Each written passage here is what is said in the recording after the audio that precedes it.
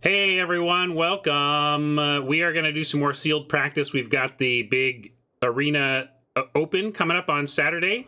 That's the Strixhaven Sealed Arena Open. Day 1 is Saturday, day 2 is Sunday. You can play best of 1 sealed or best of 3 sealed, and if you max win either of those events, you get qualified for day 2 and a chance at cash prizes. It's not a cheap entry. It's 4,500 gems, 22,500 gold.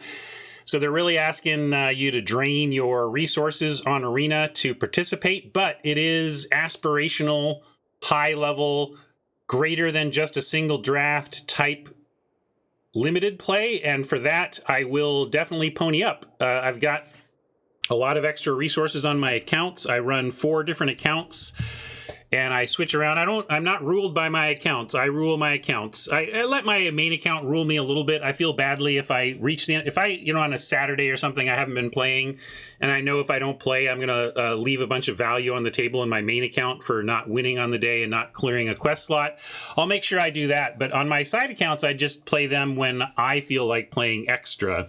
But that has been enough to build up a pretty good cushion of bullets to enter these events. So I think I'm going to go 3 or 4 times. Maybe I'll cap it at 4, but that 4th one I'm going to say, depending on how I feel. I'm definitely going to take 3 shots in making day 2, and then I'll see how I feel about a 4th one, and I'll also see how I feel about streaming on a delay. But I do, because it's aspirational, I want to really focus in on play, and I find when I'm streaming, as much as it's helpful to get feedback from chat, I definitely play worse in terms of results overall. So I'm thinking, given the high levelness of the event, as high as it can be, that is, I'm thinking I'm probably gonna not stream it, but I might record it and then share the recordings later. So I'll think about that. But you should think about checking out my sponsor, CardKingdom.com. They are purveyors of all the gear you need for your tabletop Magic experience. They're not going to help you qualify for day 2 in the Arena Open. But if you crush day 2, win some cash, and want to flip it into Magic cards, I'm telling you, check out my sponsor, Card Kingdom, via my affiliate link. That lets them know you got there from here and helps keep me on the air. And their incredible inventory, second to none buy pricing, fast shipping, and excellent customer service all combine to make happy customer after happy customer. So if you need tabletop cardboard, please give my sponsor a chance at your business. You won't regret it if you give them that chance. And I certainly don't regret partnering up with Card Kingdom over these years. They've been very kind to me. Thank you, CK. Let's hop to the left monitor here. A friend of the show, Senryoku, is the creator of this website. We use it a ton. Hunter Pence and his weekly Sweatsuit Invitational, which I'm participating in tomorrow afternoon Seattle time, uses this. We use it in the Gauntlet on Fridays. Many streamers are taking advantage of Senryoku's work to create different types of Magic the Gathering arena content, just like we're doing today, and low cost. One of the things I don't like about Sealed on Arena is it's a bad value proposition unless you are someone who's paying for packs anyway. If you're the type to buy packs out of the gate of a set, then sure, you can buy packs via Sealed instead. But for someone looking to comparison shop what their entertainment options are on Arena, the Sealed is kind of a bad deal for people who just want to play a lot of limited. So I really like that via MTGAdraft.tk here, we can do Sealed for only the cost of our wild cards. And if we happen to have the cards, we don't even need wild cards. And I'm getting to that point too. We'll see how many I need to craft here today, but I've been crafting fewer and fewer cards as I've been doing these sealeds on MTGA Draft. And here I go. I'm going to pop a sealed off right here. Yep. Everybody gets their boosters. Good luck all. We're going to do some building in here just because first, it's not any worse than the Arena Sealed Deck Builder. It might even be better. But basically, I don't want to accidentally send cards to the to my collection that I don't mean to. Let's look at rarity first. What is Ghost Forge? A 4/5 for 5 mythic. Spirits you control get +1/+1 and have trample and haste. That's a pretty strong Lord ability right there. Whenever a non-token creature you control dies, exile it. If you do, create a token that's a copy of that creature, except it's a spirit. In addition to... Yeah, so that's a house, huh? Let's see if we can play that. I don't know. We gotta find what else is going on here, but my goodness. And then, oh, this is a house as well. Looking like right out of the gate, our deck is screaming at us to be white and potentially white-red, because this is incredible as well. Even this is... Oh, yeah, this is the flips over to the 8-drop. This is okay, whatever. This you run this, but... do you even? I mean, yeah, I guess you do. The sack ability, basically, it's like... I'd almost rather have the 1/1 for 1 that sacrifices to protect a single creature. I think in limited, that's going to actually be more potentially more useful than this. But a 2/3 that can basically save your best creature is worth it. Blood Mage.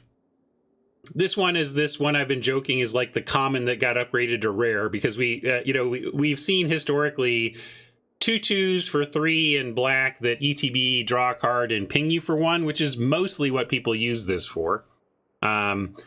Exiling a graveyard, I've not seen anybody do that, and most people would rather have a random card than a pest. So basically, I see people running this as a slightly worse version of a card that was common in Invasion. But that being said, it was good. It's very good. So we would play that if we end up in black. Maybe there's a Mardu thing here. I mean, Vanishing Verse, also great. Or maybe we're white-black splash the Ghost Forge. That's possible as well. Verdant Mastery, not really a card. A couple of Faithless Lootings. You'd play those in red, I think. I mean, this is really a constructed card, but you can get value out of it. I mean, we'll see. We'll think about it. And we got Killian, Ink Duelist. So now I'm thinking, like, I'm looking at the black-white and thinking we've got really good in the Trudge, in the Juke, Eliminate. Yeah, as I look at this, there's more and more black that's piling on as really appealing. Let's look at our campuses. Oh, we don't have. Looks like we don't have the. Well, actually, this is too hard on the sorting. Rutha is obviously great, so I want to consider Rutha. But so far, I mean, Cultivate. You could end up in an Obzon with Cultivate support. Oh, Double Lash. Look at this. The black is just great, though. We're clearly going to be black, right? Hunt for Specimens. That's whatever. Spectre's good. Leech is playable. So how's our extra white? Oh, 2 Guiding Voices. That's also great. And a Study Break. An Expel. Combat Prof. Rescuer's been doing decent work here, especially if we can get back things like our Killian. So really, the black-white is looking super strong here, and maybe we end up splashing a little bit of red for like some removal. What do we have? I'm gonna look for these symbols now. We've got 2 elemental summonings. Unfortunately, black-white not going to help us cast these, and these are pretty good. We've got 3 pest summonings, which can be fetched and cast. And Introduction to Prophecy. Yeah. So really, we kind of bricked a bit on Lessons, which happens in Sealed. I mean, it's just Sealed, so we're not going to be super supported by our awesome Lessons, but we have stuff we can get. And we have a Rise of Extus. That's cool. Spiteful Squads are okay. Don't know if we want the Elocution. But really getting a nice push into black-white with maybe this touch of red for the Bonkers Mythic. Fenner says straight Silver Quill. Maybe this isn't good enough to muck with our mana. If we had the campuses for it, we do have campus guides that would help. But campus guides plus a Archway Commons could get us there on 1, you know. But I'm gonna cut. I think we'll even keep the duress in.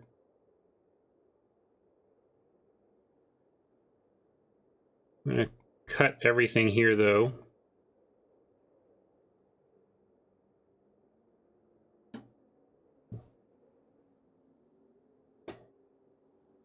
So now we look at by CMC. We see we've got 27. Yeah, I mean, the simple thing to do is just give up on the power of the Ghost Forge. And yeah, it does, like, basically we can, instead of red, we could include an access tunnel. I don't think I want 2, but if we were on 2 color, we could easily play an access tunnel. All right, I think I'm going to be grown up about it and cut the red and just accept that the deck has handed us a really delicious looking 2-color deck, and we should take advantage of that. We can see how it goes, though, too. If we want to try splashing after giving this a couple tries without, I'd be down. We have Letter of Acceptance as well. That would help. You know, we could play Letter, and I don't know if we're cram sessioning here. If our lessons were better, I would be down with the cram session, but I don't know how happy we are cram sessioning for meh, especially when we have Hunt and Guiding Voice, 2 Guiding Voices, and Rise as our learn cards that, and Study Break. Like, maybe Study Break is a cut here. I think I like these 4 learn because these are all just good enough. These do enough on their own that learning something medium is still fine.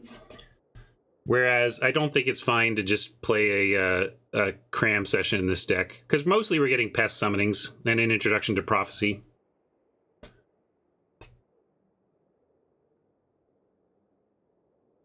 True likes the Study Break. That's fair. I mean, it definitely enables some attacks, but you see what I'm saying. Like, I still think it's the 5th best learn card we have, and you wouldn't play it without the learn, right? And so it really is leaning on being aggressive and getting some pest summonings. Like, I just don't know if that's good enough.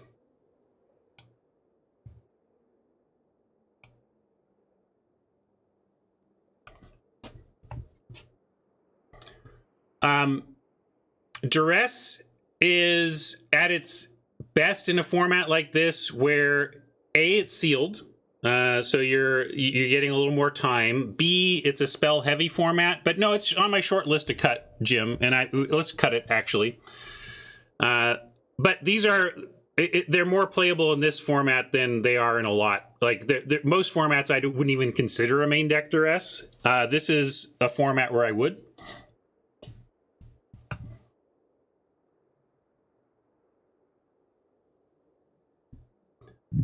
I'd play Study Break without learn more than Guiding Voice without learn in an aggro deck. I don't know. They do similar things, really. I mean, they're both enabling attacks, but I like how Guiding Voice permanently upgrades the creatures and only costs a mana, so you can sneak it in on turn 3.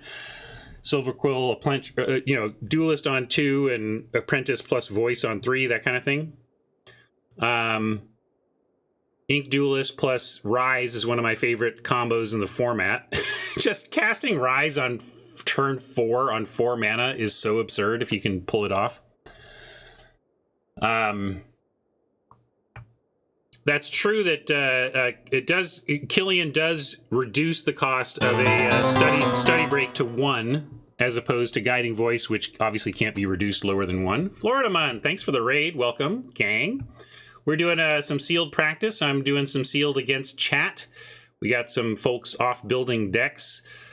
But I think we can try this as a starting point and go ahead and put one access tunnel in.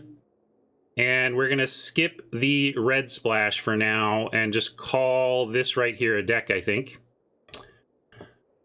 Red splash tempting for this Ghost Forge we have.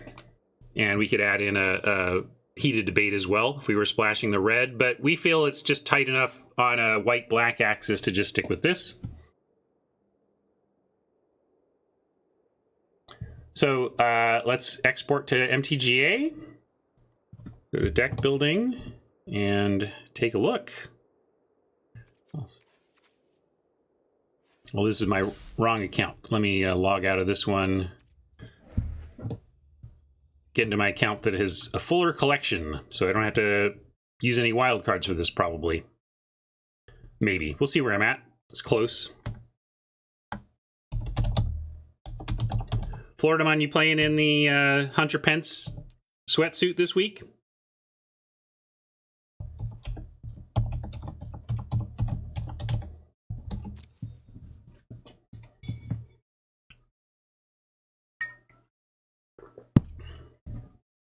All right, we'll catch you next week then.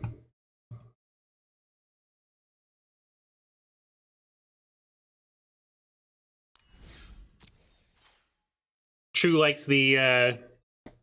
I certainly don't like cutting the Pest Maker learn. I just think that's too powerful. I think... but we could consider the an elocution, you know, one of those team pumps. That's not what I would cut for it, though. But let's take a look at it and consider it. Uh-oh, deck limit reached.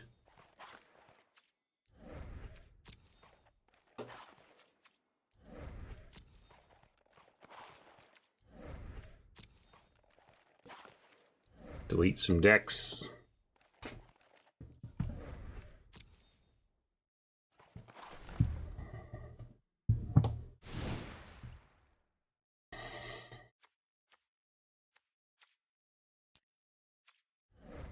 One common, two rare. I'm gonna make sure there's not something here. Yeah, Faithless Looting. I don't really need to craft as a rare.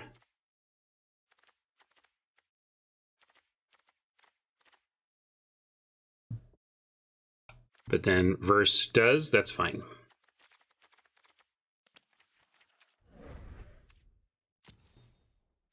One common, one rare. This is... we got Spiteful Squad. Got a lot of doubles. But we really want... Dean, Radiance...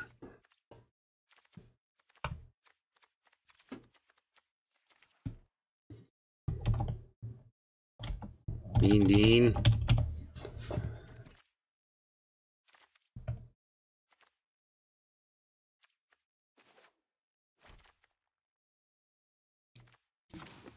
I like this deck.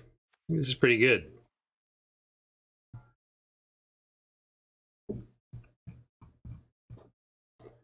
See what chat has to say. Have been had chat kind of off to the side here, so.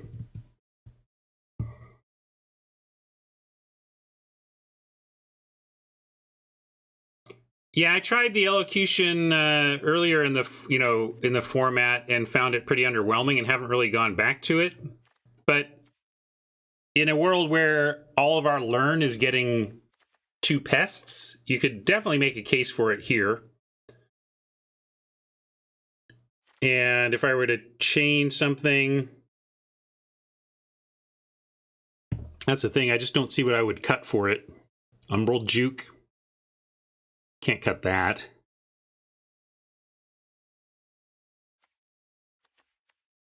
Yeah, I like this though. Let's give it a try as is.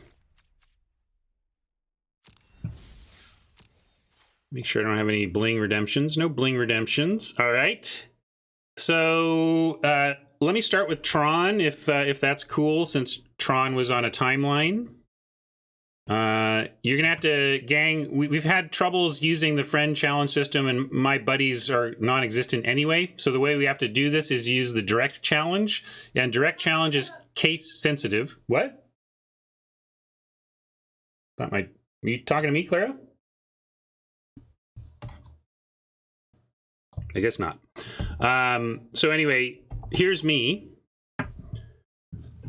You need to challenge me using the GoingOptimal pound 32646 handle. And for anybody else, if you are one of my yeses, go ahead and chat right now what your with capitalization username is, and then I'll be able to hit you up and challenge. But starting with Tron, and everybody needs to redo because I have no buddies. So even if I've played you before. Pablo after Tron, sure. Okay, well then, Tron, let's put you... I'm going to go with Pablo then. And start on the best of 3. And then if you have... We'll do our best to catch a game or 2 later. Thank you for the deets.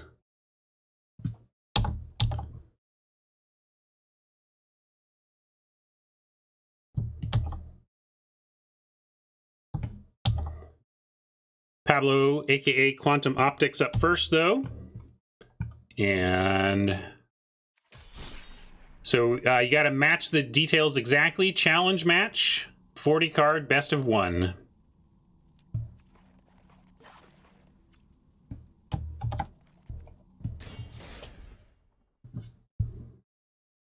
Why are there so many? Free memes. Free memes. It's like I just give it away around here. Oh, that's right. Sorry. I'll cancel. I said best of 3. Let me follow through on the actual thing I said we were going to do. I've just been playing so much best of 1. And actually, our gauntlet is always best of 1. So I'm just habitually doing this as best of 1. But yes, sorry. After all that, I screwed it up. Best of 3. Thank you, Pablo. Try again.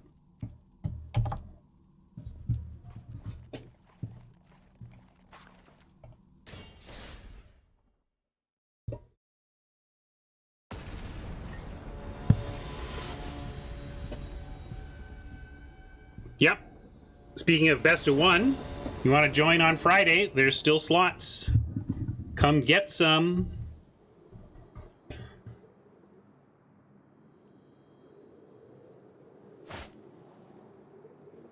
A fine start. Both colors and a reasonable curve out. Fanatic into kill something into Spectre. Now even have a better curve out.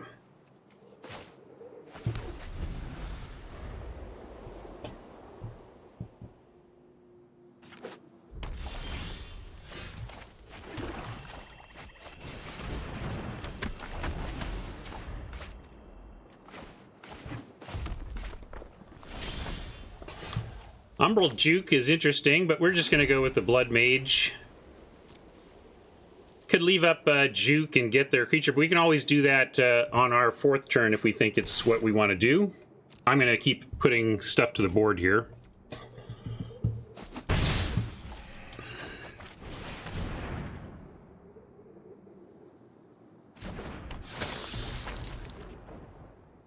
Ideal curve out now is Spectre on 4 and Umbral Juke Eliminate on 5, although now we have Umbral Juke Lash of Malice on 4 as well.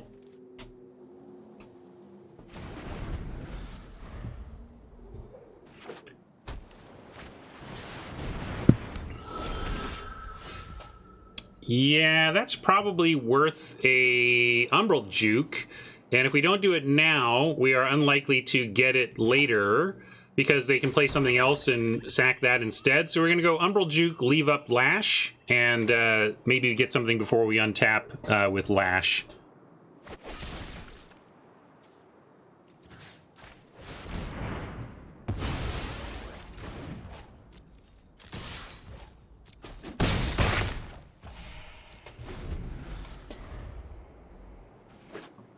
Pillar Drop gets 3 or less CMC, so if one of these dies coming up, we can live with that as well. Eliminate, great, because it picks off tokens.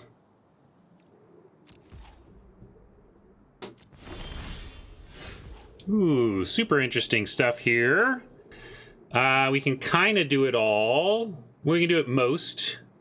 I guess we can only do most. We can go... really want to eliminate this turn so we can keep attacking, and that probably means eliminate, leaving us with 3 mana, so Guiding Voice leaving us with a Lash up and something to do next turn. We don't get to use all our mana, but enough of it that this is going to be a fine turn.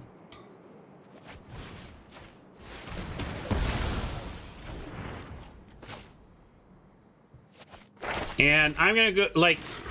There's argument, like, our life total doesn't matter too much. I mean, your inclination is to go with the lifelink when augmenting a creature, but spreading out threat density makes some sense too, and getting this out of 1 toughness up to 2 toughness actually matters to me.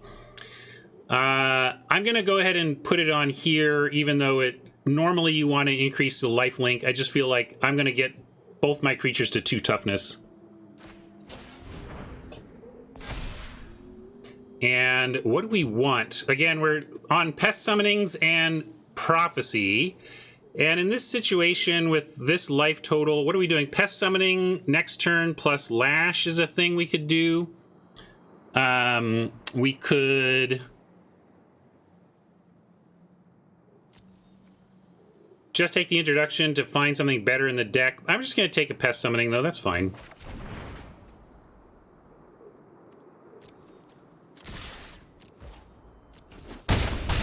You like dig? So what, you would pitch something here? You'd rummage instead?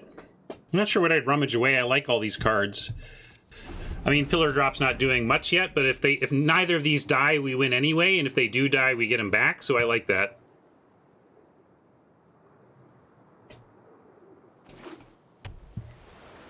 Yeah, I guess we can't Pest and Lash unless we find another swamp, but I still like getting a Pest Summoning there.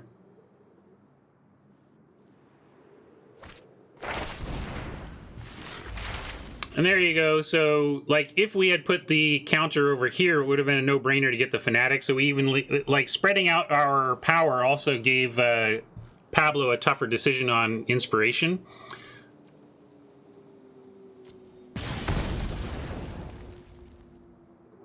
I could Lash and deny the Learn. I didn't feel it was important enough.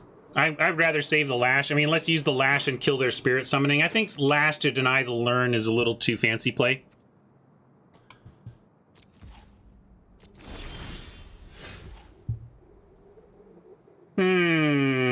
Could just start trudging. But I'm going to use max my mana and rescue the Blood Mage. Yeah, possible auto tap got Oppo. You got Pablo there. But I can start with an attack and then rescue.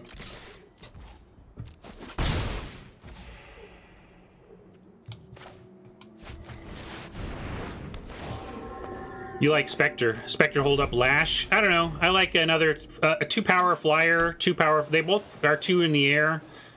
But this gives us Blood Mage into, hopefully, like we have, this gives us 2 draws and another land. So at 6 land, now we have good action here.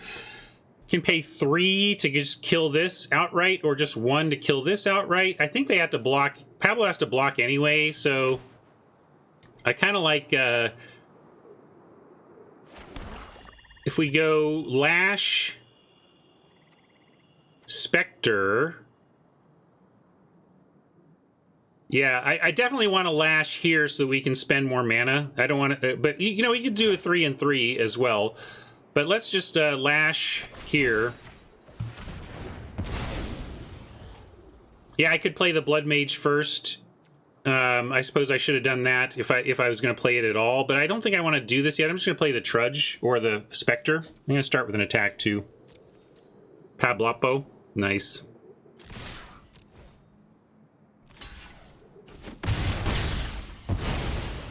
That's fine. Fine and good. And yeah, I'm going to go biggest I can here and just play the Spectre. Although, biggest I can would be the Trudge and threaten lethal, I suppose.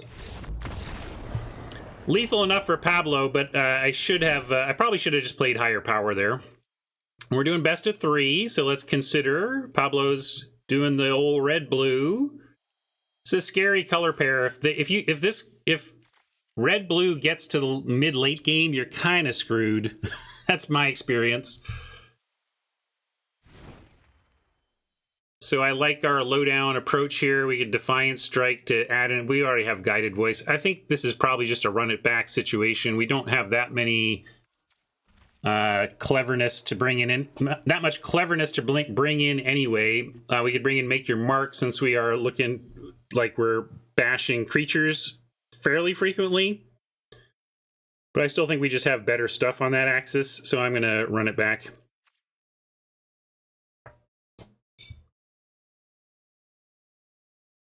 That's true, Fenor.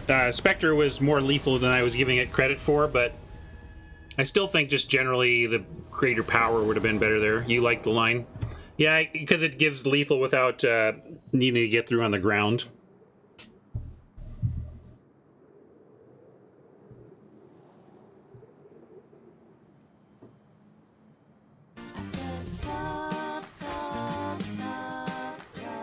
Thank you for that sub. Well, I didn't even look. What's the other Dean? Like, I only see Dean of Radiance. There's another Dean? Put a 4/4 for 4, put a +1/+1 counter on another target creature, then deals 2 damage to that creature. I see. Okay. That's playable, but I think we keep this. We have Hunt and Lash and everything. Oppo going first. With Pablo on the play, we have some time to find our white. I'm going to keep this.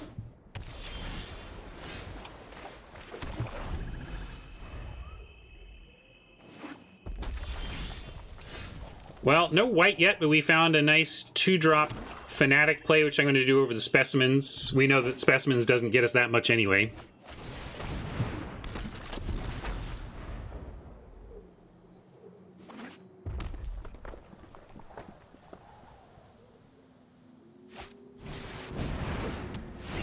All right, perfect draws. Found our white, and we're going to play the... It looks like, yeah, there's an argument for waiting for the black side here.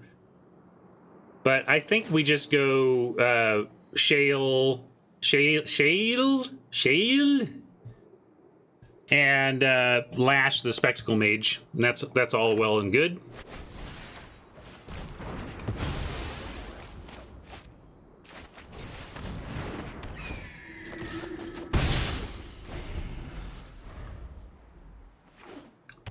Yeah, our lessons are very pest-ridden.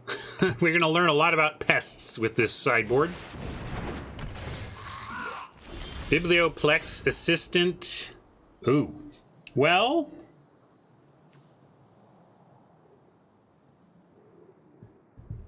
just going to have to juke that so that our Dean can keep on keeping on. I mean, I could just play Trudge and upgrade it that way. Could threaten Leech Fanatic. I guess we could wait a turn. It's just that Umbral Juke is getting this right now, and I want the flyer gone. So we should do it.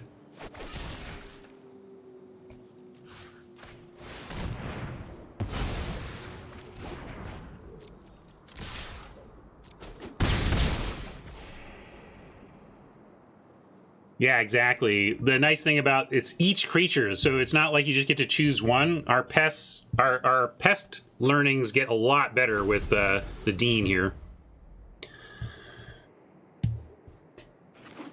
CBL does not work with sealed, unfortunately.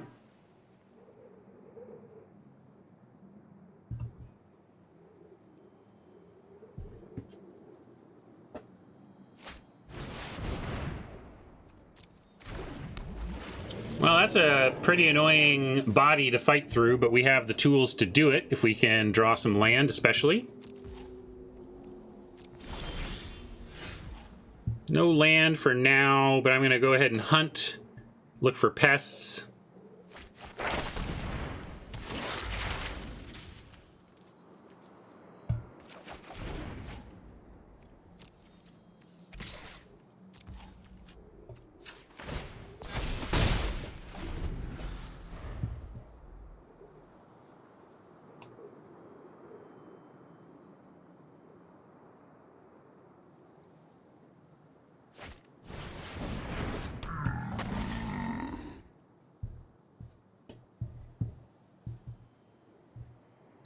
That's a reasonable line, Liber Force. I went with the pest summoning line because it's so good with the Dean. I mean, getting to play the pests as 2/2s, being stuck on 3 is still darn powerful.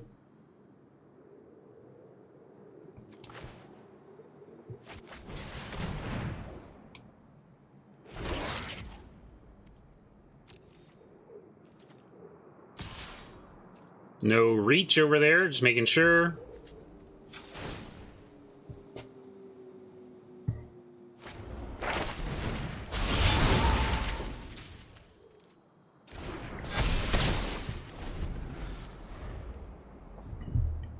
Oh, sure, Pablo showing off all these lands.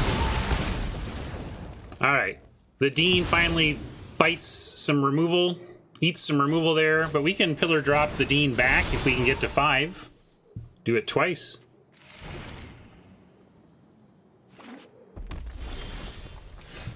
Lash of Malice is interesting. It could let us trade off a Pest for a Pledge Mage, but not for a Serpent, so we're still kind of stuck on the ground here. Gonna just play the Trudge.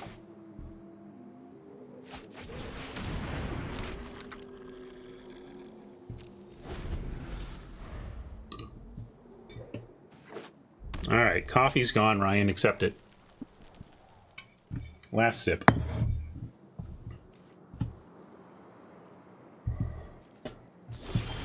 Hey, it's some land. Hello, land. This Rise is looking for this Serpent at some point, although 4/4 coming down is going to be just about as good. Really just need to get back in the air, try to win through the air, and Spectre helps with that, so let's do it.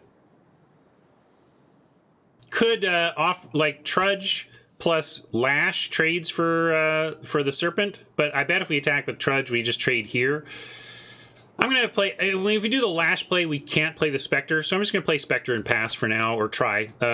Pablo has a lot of open mana.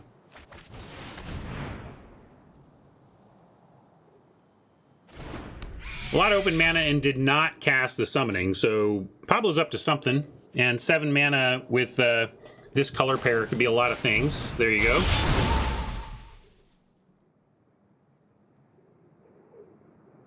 I have an undefeated Prismari deck on one of my side accounts that has 2 Snow Days, 2 of the 7 mana create 4/4s, and this 8 mana deal 5, deal 3, and it has no problem casting all of those all the time. It's so great. It's really one of the more fun decks I've had in the format.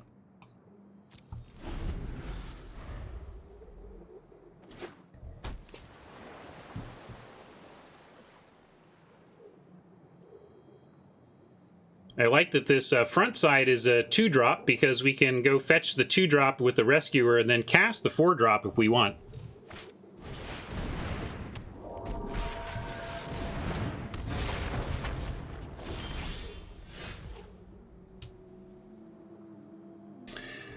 Guiding Voice into a couple more pests.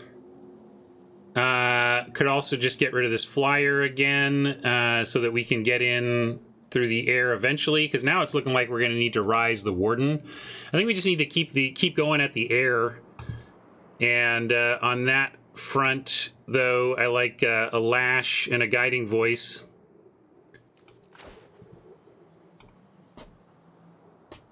I'm going to do it while they're tapped out.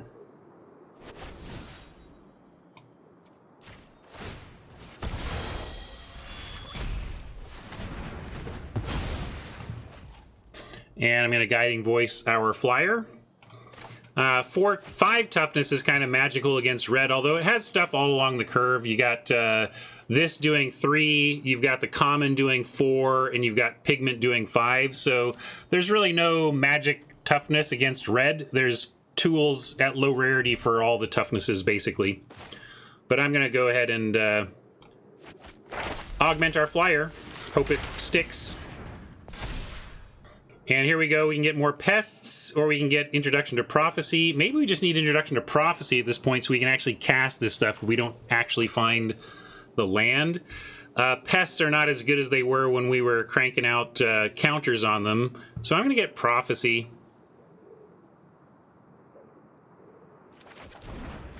Yeah, I'm counting on rising the Warden. That was already part of the plan, so...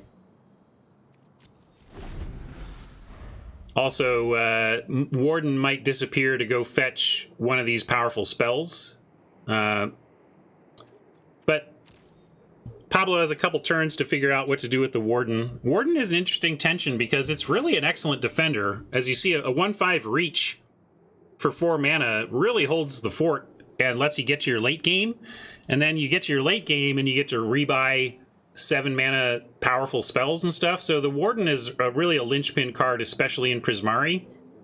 But it's a tension. It's a good design because it puts a lot on Pablo here to figure out whether Pablo is using Warden as defense or as spell fetching action. And really, one of the clauses that makes it have that tension is the sorcery only. If you could do this at instant speed, it would be no brainer to defend until you decided, all right, and now I'm going to go fetch. But the sorcery speed makes this card a super interesting design, in my opinion.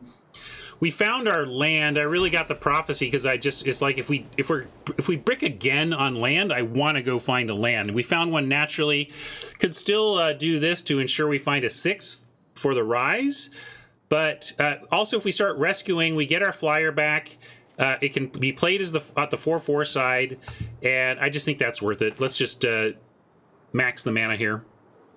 And I could even send first and make sure they want to block, because it puts us at risk too. But I'm going to send the Spectre. There's a chance Pablo doesn't block because of our double lash. Pablo's seen our deck and knows that we have 2 lashes.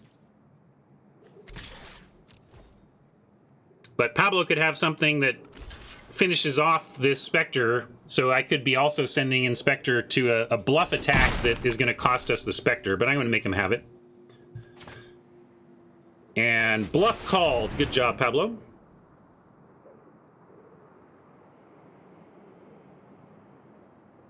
Yeah, we could play the 2 mana side.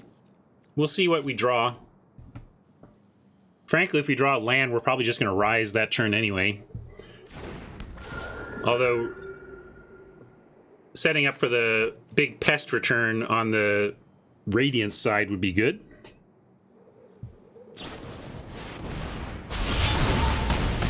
Well, there you go. The bluff attack didn't matter, but I was worried about something like that. And now Warden, of course, ought to go and fetch that back. And if not, boy, I sure hope we draw a basic land and can exile the Warden. All right, we drew a basic land. Now, can we exile the Warden? That's the question. I'm going to try.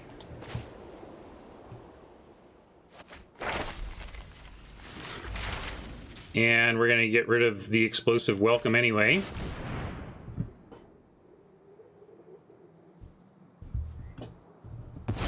All right, that makes me feel a lot better. This thing's still a problem, though. Still kind of winning through the air if we're going to win. Although this does, maybe playing this on the backside is worth it coming up. But no attacks here.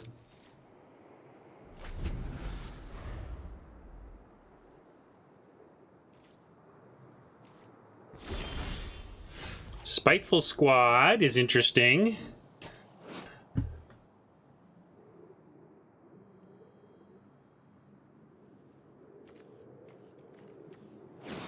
Trying to read the bottom.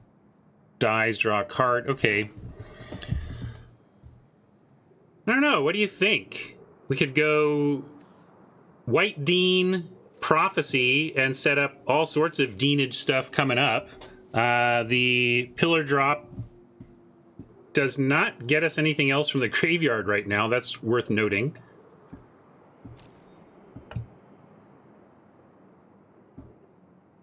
That's true. We can just play this and start sending in for cards. I kind of like that. That's a good point. I think we do play it on the backside.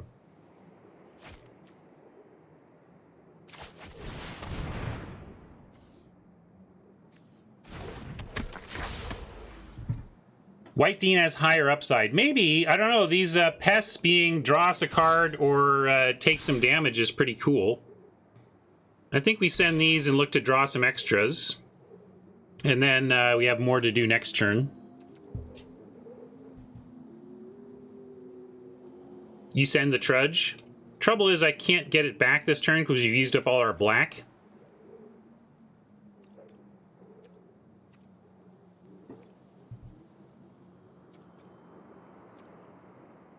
So yeah, I'm just going to send the tokens. Yeah, Heated Debate blows us out. But we do have Pillar Drop Rescuer in that case, and I mean, Pablo has been top decking, so, oh god, he's targeting it? That would be quite the blowout. Well, that's not fair! Pablo, I played around the first one. So good work, good news, it was not heated debate. And also good news, we're not out of this yet.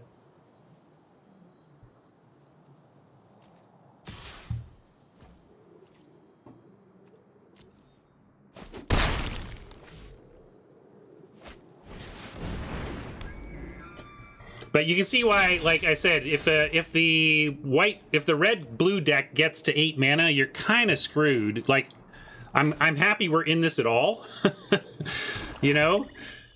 Now, yeah, we're gonna pillar drop and probably play the.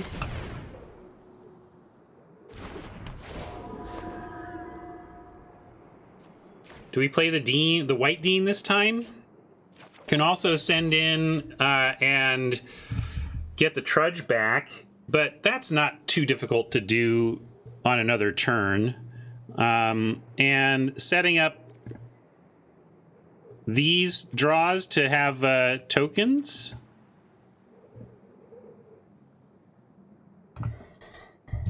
I think without, I mean, the guide is going to start tapping down flyers, but if Pablo's out of action for killing our stuff, I think we just want to get up in the air.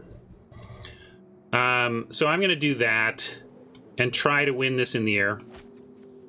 Really tough. I mean, this Dean is great on both sides, so I'm not really sure if I'm doing it the right way here. But with this hand, it seems like the White Dean is a nice option, but no attacks. Oh boy. All right. I can only run out the Dean 3 times. The 4th time, I can't find it. What the hell, Pablo? What the hell is this deck? Kind of F you for this deck, man. What is this craziness?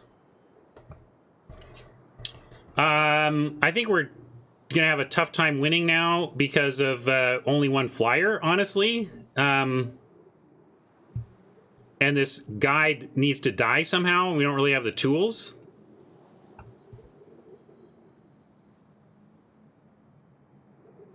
Yeah, I'm sure I've missed some memes here. Have I missed any memes?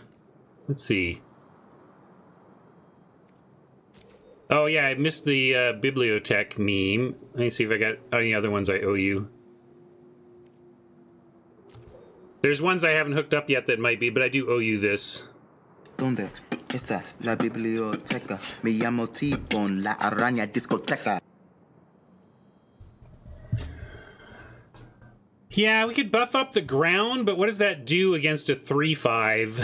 I'm gonna go with a squad and pest summoning, and then plan the next turn.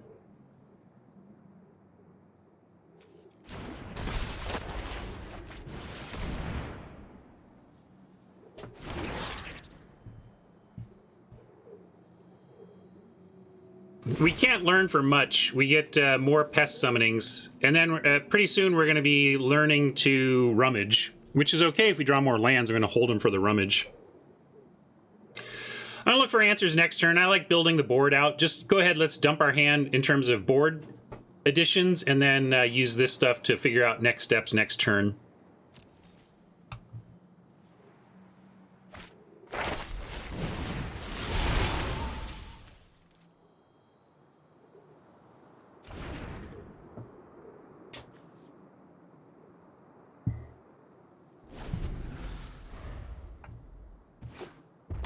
What's up, Double D's?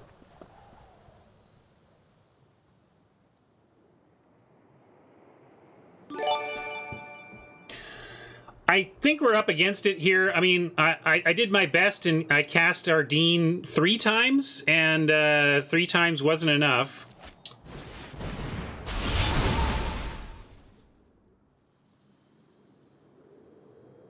But we have answers to this thing. Have we already used our Rise, though? We've used our Rise. Let's see, what other real... I kind of look at my deck via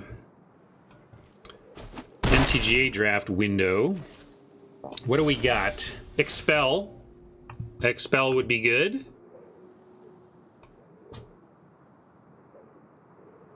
Another Spiteful Squad here. Let's go. I'm going to start with a Prophecy, though.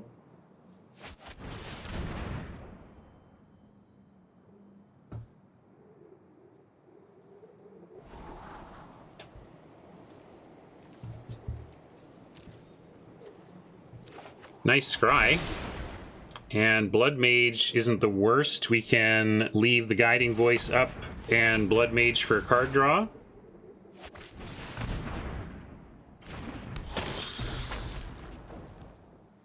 Yeah, that's true, but I think we will catch him with a Kelpie down. I mean, they've been using it every turn to tap our flyer, so I just figured that wouldn't actually... I guess, yeah, because if they attack, and then we untap, and we attack, then both the attacker and their Kelpie will be tapped. So I think there will be windows for it.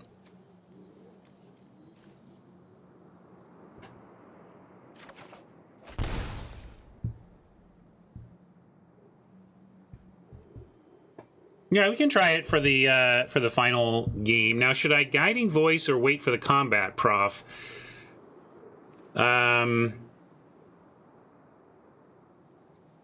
Nothing much on the ground matters. I guess I will. I'm going to go ahead and Guiding Voice the Pillar Drop Rescuer because buffing the ground just doesn't seem like it does much for us here.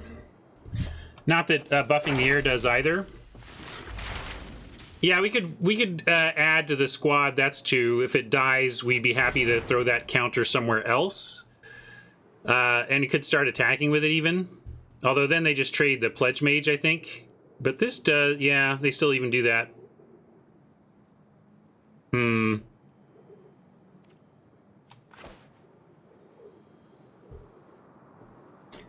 Hey, Cognition. I'm glad you found us too. Welcome. Anyway, yeah, so Rescuer or Squad makes the most sense to me. Yeah, Vanishing Verse, good call. I was trying to look at my, see what was coming, but Vanishing Verse, Expel, looks like the only things we've got, though. But those are things. Those are outs to find for this thing.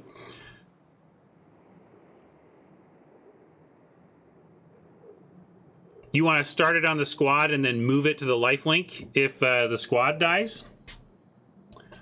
I do like, yeah, let's put it on the squad and start attacking with it, or making Pablo decide where to start tapping with this Kelpie.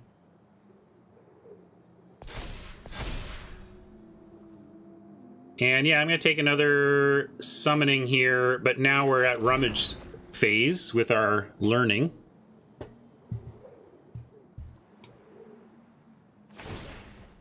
All right. Squad is now the threat.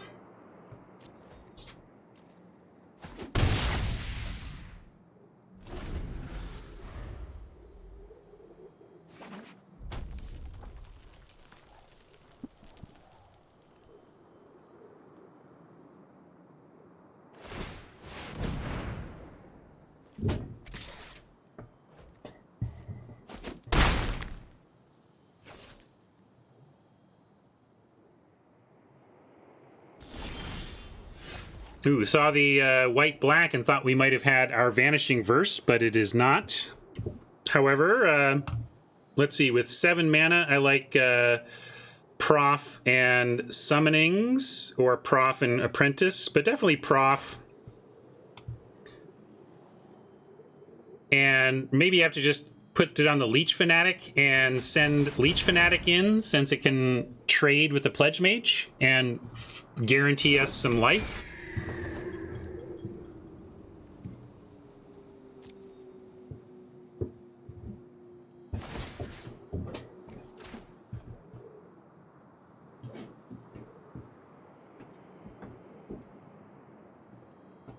A lot of threats for Pablo to choose from with this Kelpie guide. We're going to make Pablo figure something out. And with our ability to pest summoning down a couple of new blockers, I kind of like send it all here. Like swing team.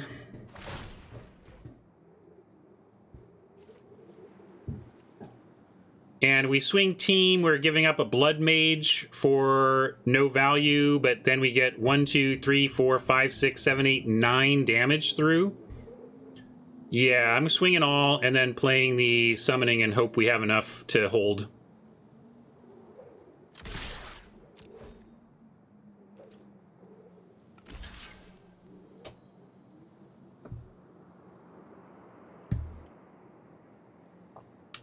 All right, with that spiteful trade, we can put it on a flyer and basically make them have to, but the flyers represent lethal on their own anyway. I kind of like making like a lethal pest. Like we throw this on a pest and now this pest is lethal.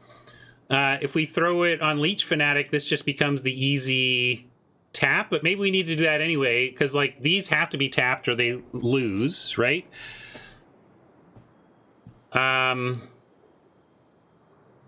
So yeah, I'm going to make a threatening lifelinker, I guess.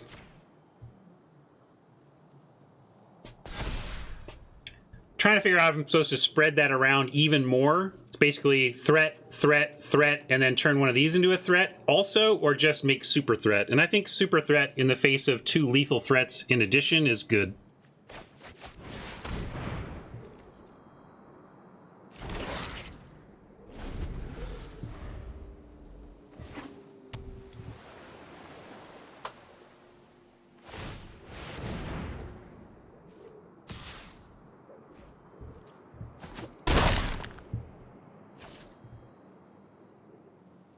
So, need to see a... Oh! Rude! Just wrecked by 7 and 8 mana spells. Just wrecked. Alright, well, we're duressing now. Should have thought of that earlier, frankly. This is why... This is totally duress playable matchup, for sure.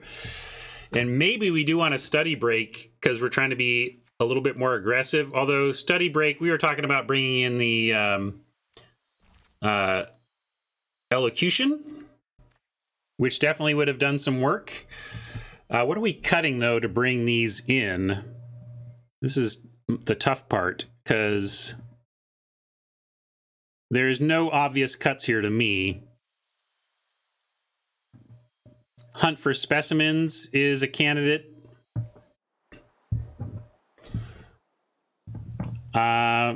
We could cut a land, be a little greedy on land, maybe cut access tunnel, although that's kind of trying to help us finish things off. Kind of like, since we're trying to win before Pablo can establish themselves.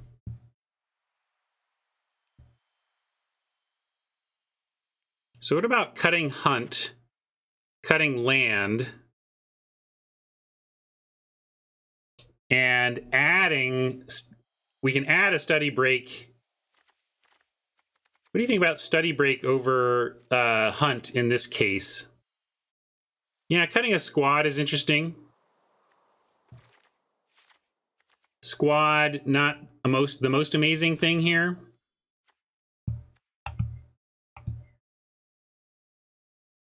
I like that. Let's try this.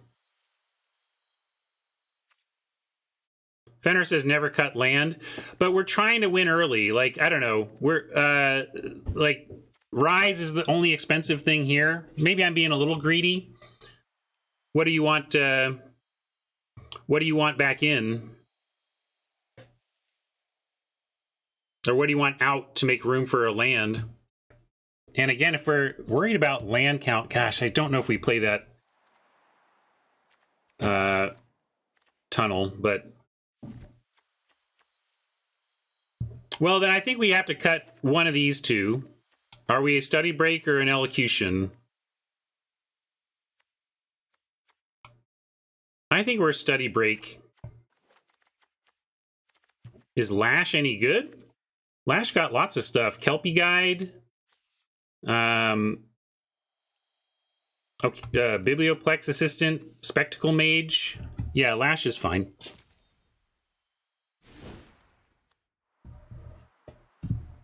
All right, let's try this.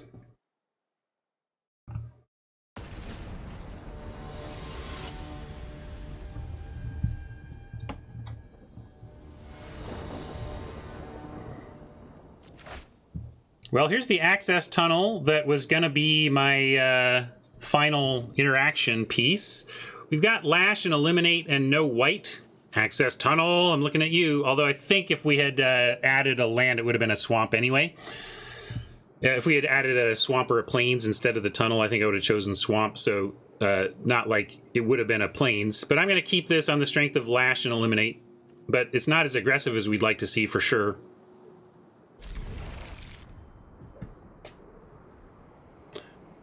Pablo mulliganing, not the worst thing I've ever seen for us either. 5, 5, 5, as we like to chant. No. All right.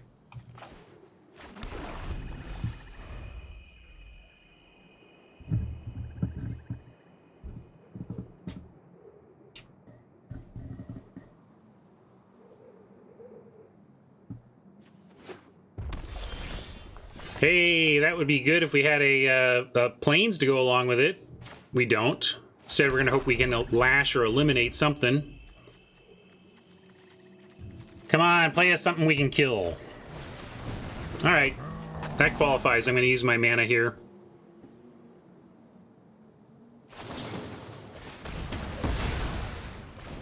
White. Yes, thank you. Now we get Apprentice plus Lash. Not the worst.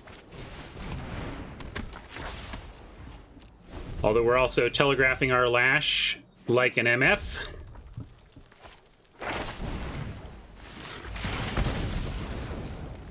So good. Ingenious Inspiration might be my favorite uncommon of the set in terms of just raw power. Like, Learn on anything is pretty darn good. Learn on deal 3 for 3? Are you kidding me? All right, well, we got a couple of ways to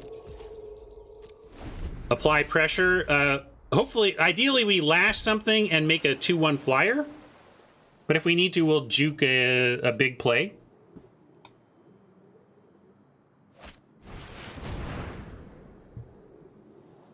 There we go. That's, of course, I mean, drawing back my favorite card in the frickin' set at uncommon with the assistant is nice. You do get this. Hold on now. Oh, I'm in the wrong spot. That's why. Let's get back down here. Then I have the right tools. Maybe. Sorry, there's a lot to go through. There it is. ¿Dónde estás? La biblioteca. Me llamo T-Bone, la araña discoteca. Well, I'm still going to make it 2/1 and make Pablo use removal on it.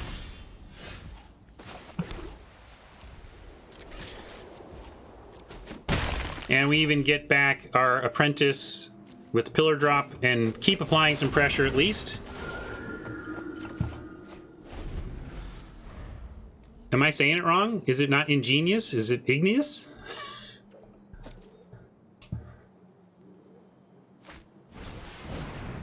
Certainly in my range. Here it is. Igneous. Sorry, I will say it correctly now. Igneous. I was thinking it's pretty ingenious.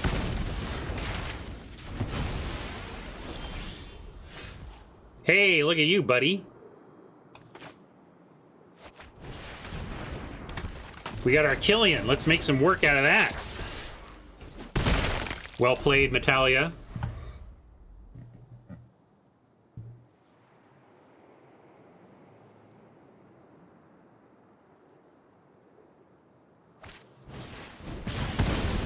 Come on! Pablo, what is your pool? What is Pablo's pool? I thought my pool was good. This is nuts. This is nuts, Pablo. You're bad and you should feel bad because I'm good. I'm good and nice and you're hurting my feelings.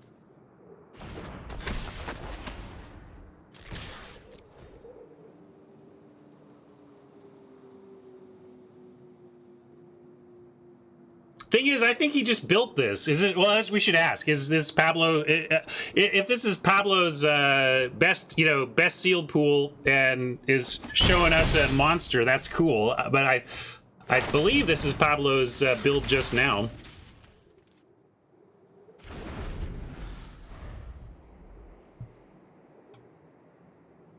I just don't even know. Like, all this learn, all this burn.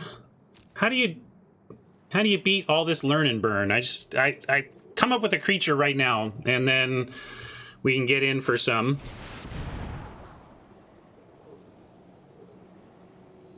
I mean, come on. This is the most bonkers pool I've seen. I thought my pool was good. This makes my pool look like a joke. We're still in it. We can still win this thing, but I want Pablo's pool. I really want Pablo's pool. We'll go Apprentice, bring back the cheap thing. And yeah, I got to keep getting in here, so I'm going to go ahead and... I mean, look at this, though. I'm exiling a frickin' lesson, and there's another one waiting in the wings. This is real bad.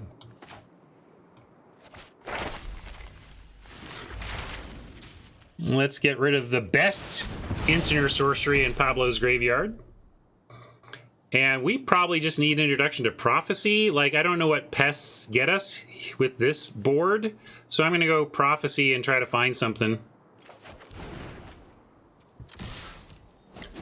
We do get to, like, pump any creature. So next turn we can play this, play Prophecy, and at least attack for 3 with the Inkling. And maybe we just get there on Skies, and somehow Pablo can't make it to 7 or 8 mana, and all the... maybe these are all just 7 and 8 mana spells that Pablo can't get to yet. But we're going to try and get there.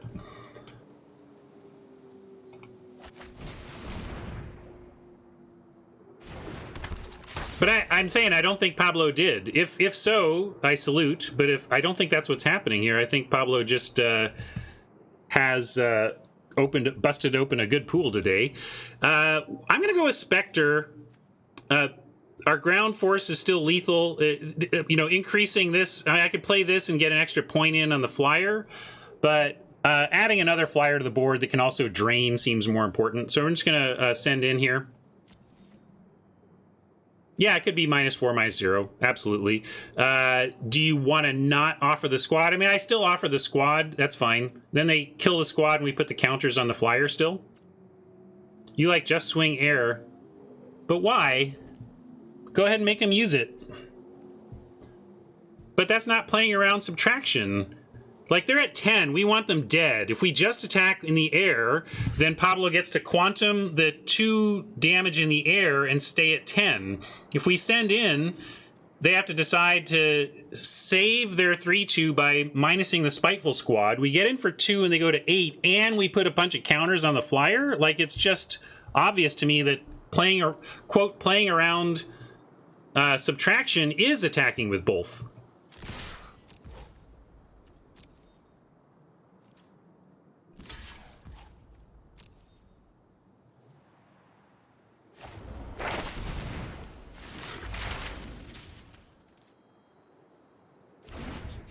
This is great.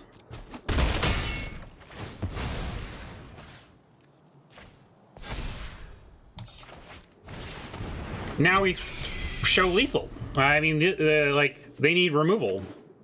Snow Day incoming, so oh well. But, you know, it was fun there for a minute. 6 mana, Snow Day. Oh, Pillar Drop can block this, but we're gonna pump it to 5, so kind of has to. And Access Tunnel and Lash. Okay, let's read the Access Tunnel. Power 3, so we can't make this unblockable. We could make this unblockable. I say we Prophecy.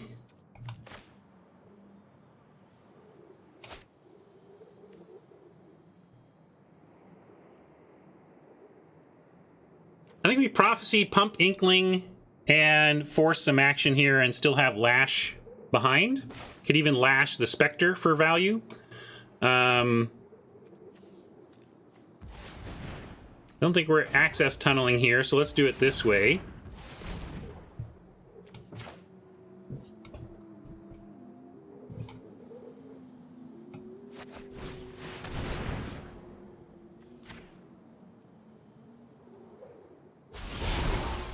You like making the apprentice unblockable? I'm just... Ooh, interesting. This is not an expel situation. I think we actually bin both of these. Because expel isn't going to be removal for us as we're trying to close this game out before Pablo untaps, drops a 7th mana, and just starts to wreck us, right? So I'm going to bin both of those. Hey, we found something to play, but we'll play that after combat if we need to.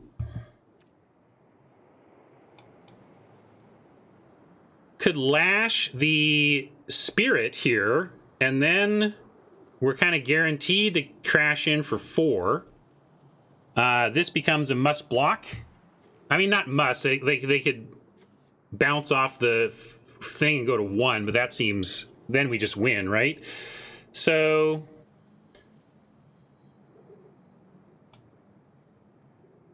But I don't think we need to do that. If we kill the ground creature... I mean, eventually we just get in with the apprentice in the tunnel, right? So maybe I don't even need to worry about this ground situation. I should just focus on the air for now and then see what happens. Yeah, I'm on swing with flyers and not worry about lashing the ground or attacking on the ground right now. Let's start here.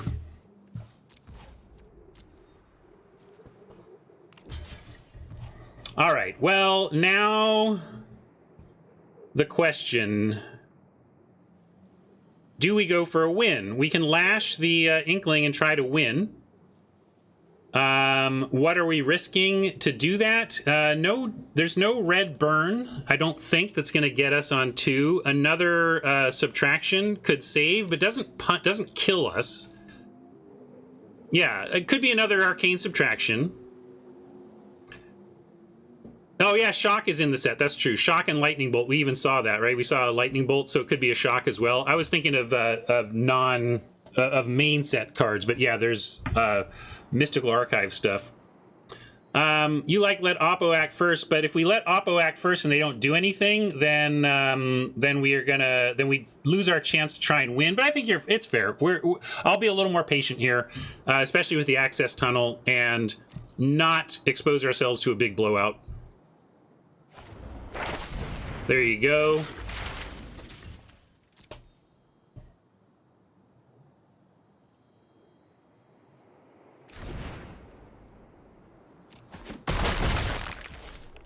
And we'll Blood Mage and pay a life, and then next turn have the Lash. Hopefully, if they're going to try and secure the air with Inkling summoning, we have the Lash for that. You say now Lash? To what end? It doesn't kill that to kill this?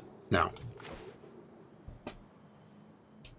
How would it have... Oh, but it doesn't kill the pillar, right? All it does is add 2 damage, which never kills the pillar. Oh, I guess... Sorry, Silver Quill would have done it. Yeah, you're right. But I like this anyway. Silver Quill, yep. I forgot the apprentice. Totally forgot.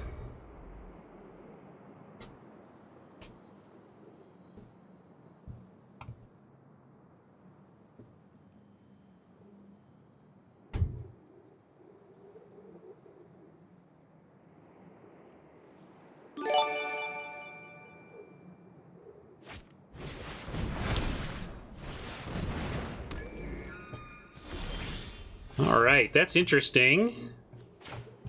But with Access Tunnel, well, 3/7, we can make this a 5. Yeah, we can trade this. Lash plus this trades for Pillar Drop.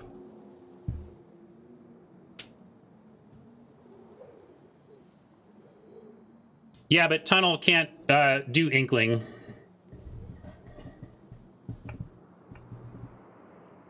And I really think we're on the verge of just these big spells finding land and big spells wrecking us.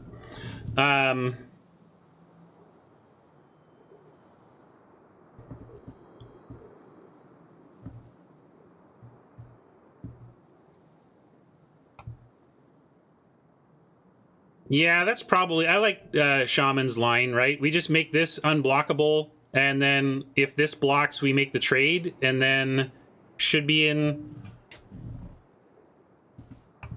Lash, Blocker, and Activate. What do you mean? Spectre Activate. 1, 2, 3, 4, 5, 6, 7. Yeah, that's interesting too.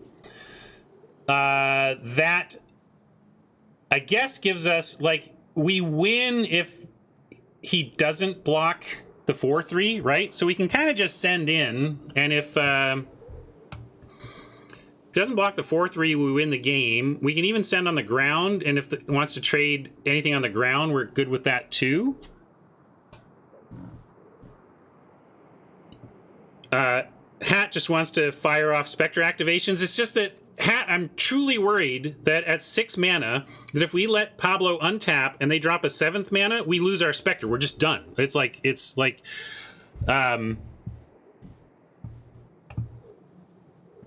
so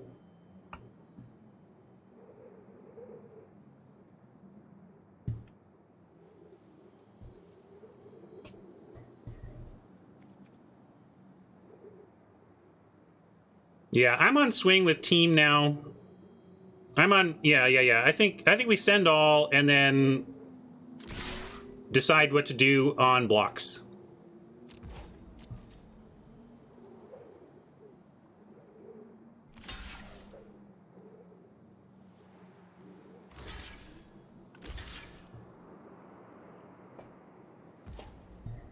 All right.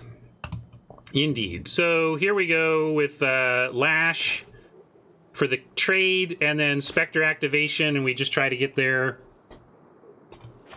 next turn. Oh yeah, we don't have to trade here, right? We can go 4. Well, that only gets to 5. Yeah, I know. We got Magecraft, but that's going to get a 5er here. You just want to accept this death? Oh, okay, I should win now. Sorry. Let's see. Let me do the math. Oh, right. So we go tapped out. We Lash here, get 4, and then activate. But that's not... Oh, yeah, then we get the extra there. Okay, sure, I see it. I got there. No, we do win. Oh, you're talking about from before. Yeah, maybe if I'd done it before. This still gets there, though.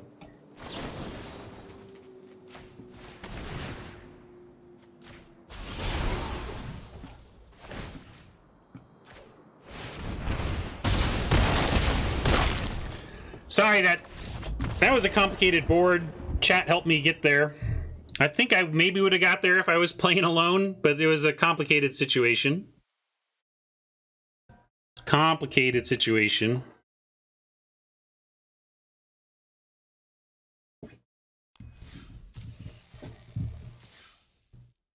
That was sick. Pablo's deck was so good. I cannot believe we crawled away from that. I really feel like...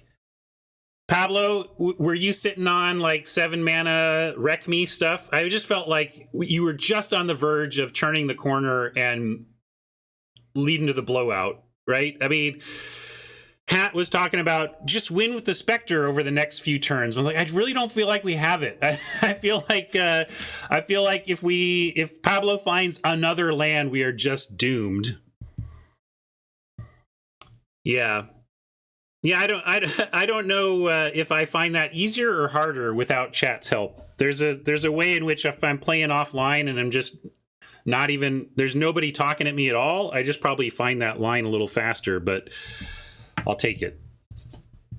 I will take it. Yeah, Pablo, your deck looked nuts. Now, did people were, because I had said people could bring their nutso decks that they've opened previously, but did you build that today? Yeah, I don't know if tunneling you gets you faster, though, because I was just trying to race you getting to that 7-8 mana level, and deploying to the board helped us do that, but also spending mana on unblockability would have helped us do that as well. So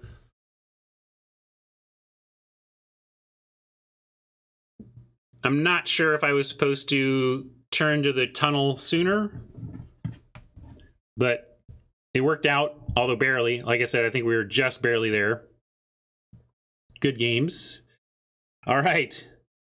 We'll call that a win. That was on the edge. What a great pool you've got there. Yeah. Maybe you didn't have a crap ton of rares, but your removal suite and your card draw suite was insane. That seemed great. All right, next up, let's see who have I got. Who have I got? I got my list here. Walk Without Rhythm or Tuesday. Let's do whoever. Oh, looks like Tuesday beats you to it by a slight nod. So we'll do that. Challenge match, 40 card, best of 3.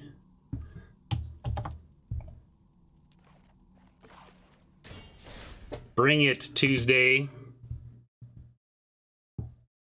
All right, Rhythm, we'll catch you soon.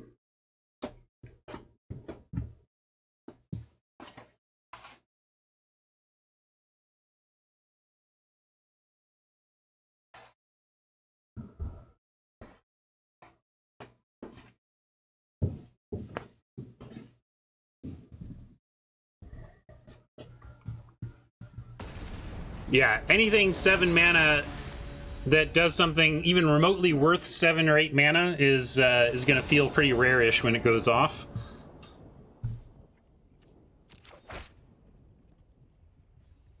All right, this is a little slow for us, but got all our colors and a tunnel and at least a 3, 4, 5, so we're going to keep this. Hopefully we find a 2. That would be the perfect draw, is something to do on 2 that affects the board in a meaningful way.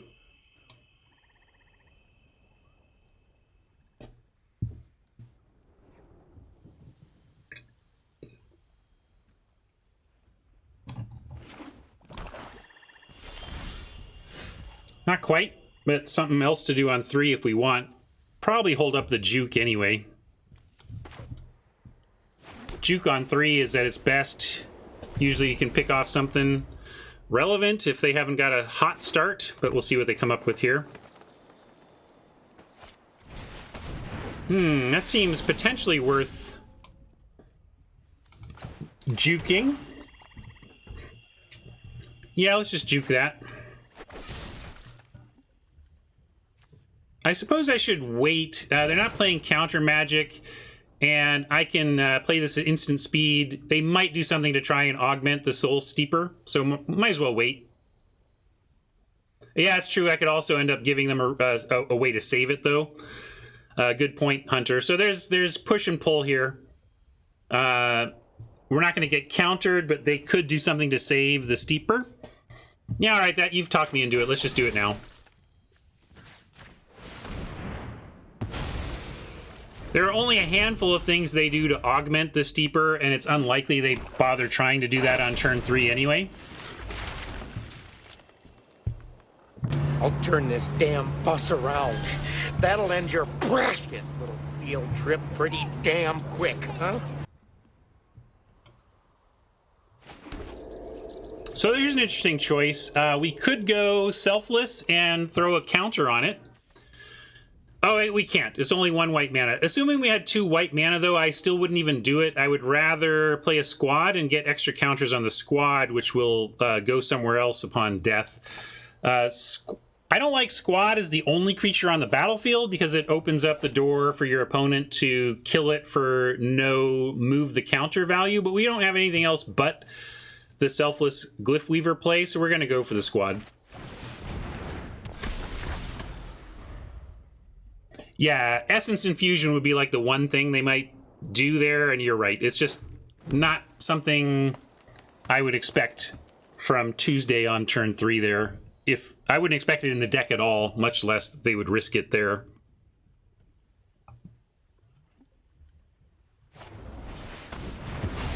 And there you go, that's what I mean. I don't like squads without a place to put the counters, but you do what you must.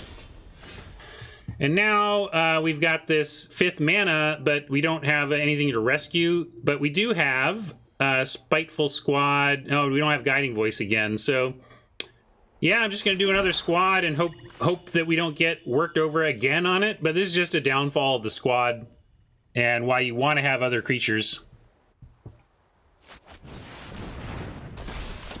but I'm also not going to just do nothing here. Interesting pause on a single black mana. If it was Lash, I think they would have just fired off the Lash. So what was that black mana pause? I don't know what... oh, it must be +1/+1 until end of turn, or indestructible, right? We'll keep that in mind.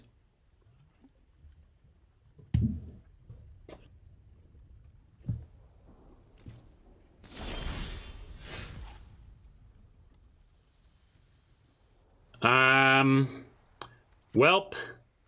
I'm going to go for it. We don't have much else to do. Doing this into open mana is scurry. Maybe I should just play the Selfless even. Yeah, you know what? I don't know if we're getting to the Deadly Vanity side. And a nice combo here is that Glyph Weaver, we can fetch it back with Pillar Drop Rescuer and cast the Vanity side. We didn't really talk about that, but we have 2 Pillar Drop Rescuers that go great with this card. So yeah, I'm going to do the Selfless first. Get this on board.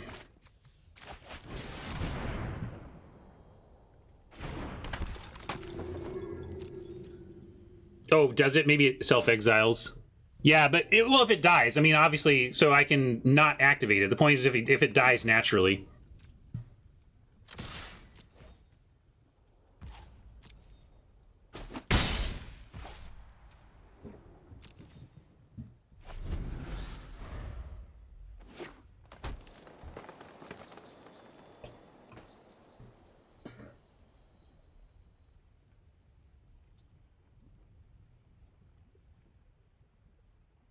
Like a heart attack, or combat, or opposing magic.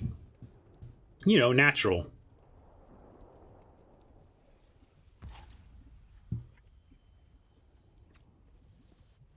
Yeah, there's some question as to what the heck Tuesday's doing. 5 bookworms has been floated. I hope that's correct. I hope that's what's going on.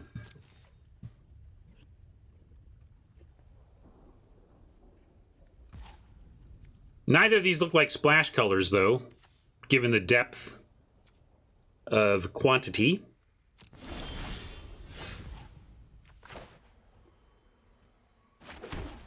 If we go for the Guiding Voice and they have removal for the squad, then we're in a spot where we have to sack the Glyph Weaver, which we were hoping to not do. But I still think we got to try. See what happens. I mean, if they kill it, at least the Glyph Weaver gets big. And do you like pests, or do you like digging?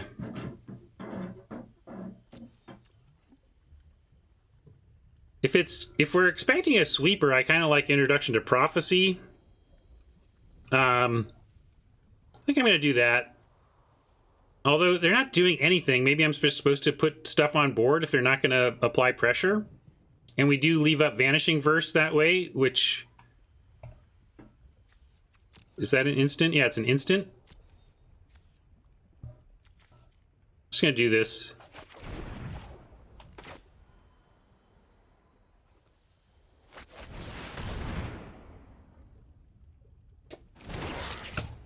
Yeah, exactly. So Sweeper doesn't even mess us up too much with the Glyph Weaver, given that if we're willing to give up the chance of rebirthing it as Deadly Vanity, at least.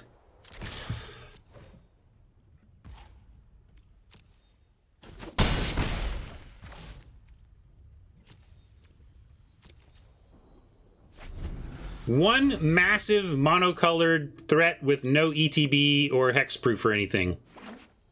That's what I want to see.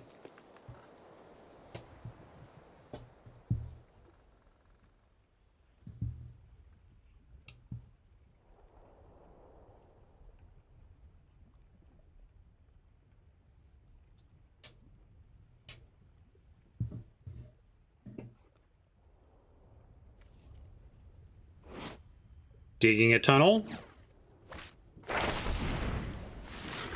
All right. So exile is not saved by the sack, you know. So exiling this wouldn't do anything about the rise. All we could do is like prevent the learn, and I'm not gonna. We can't even do that anyway. So yeah. So it goes.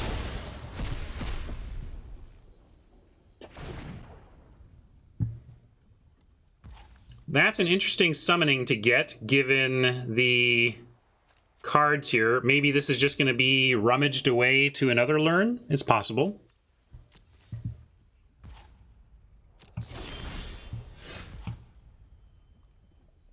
Well, now we're closing in on Deadly Vanity, so I'm going to keep playing lands and try to do that.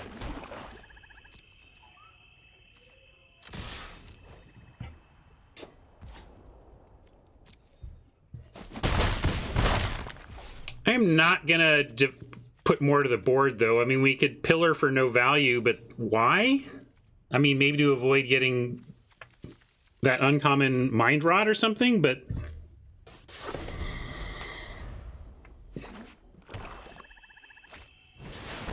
Well, we thought that was going to be something, and we can exile it. That's nice.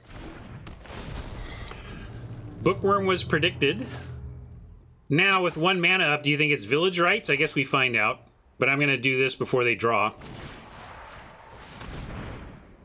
Oh, it's indestructible. But Exile still gets it done, right? Because we thought it was the indestructible thing, but Exile still gets it done.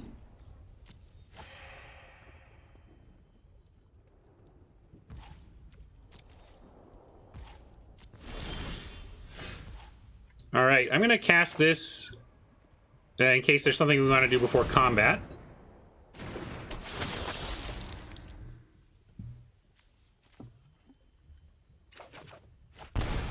All right, nice draw. We still have our Wrath protection in the form of the Glyph Weaver, so I'm going to keep running stuff out, even though in most circumstances, in like a lot of situations, I would not deploy more to the board, but we have a Wrath Protector, so we're going to get risky. Professor of Zoomancy.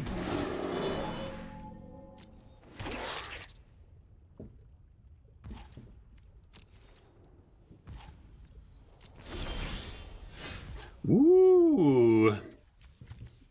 Cannot access tunnel and combat prof, but I'm going for the combat prof here.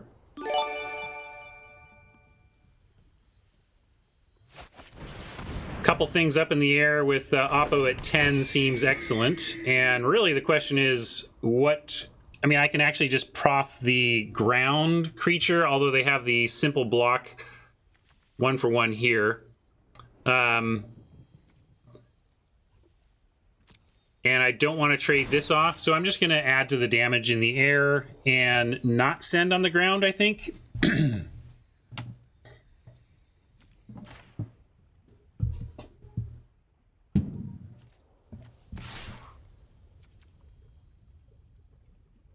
Could send knowing that we have the pillar drop, like, although it's just an easy block here, block here. Maybe we just send everything, though, with them at 10 and the pillar drop in hand. 1, 2, 3, 4, 5, 6, 7. So next turn, if we found a 8th land, we could pillar drop and play a 3. And then, you know, with prof behind, it really puts him up against it. I'm going to send all. I have lethal if I just send the 3/3 next turn, but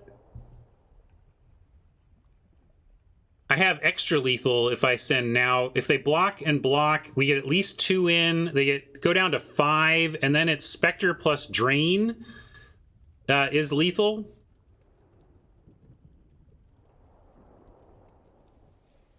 Oh, we're sending the Spectre. I only pulled it back because I was thinking of going all attack.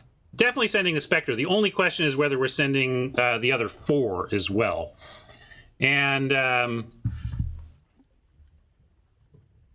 if we do, we sack this in response to the Zoomancy block, and we this lives. So there's that.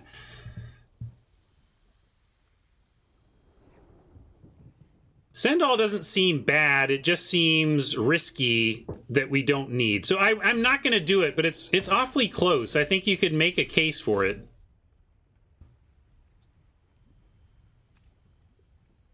But yeah, keeping the Wrath protections feels better. Like, if this were just a 2-3, though, if this were a 2-3 with no abilities, I would swing in. But as it is, it's too valuable. I don't quote want anything to die. I just when they do die, we'll rescue something.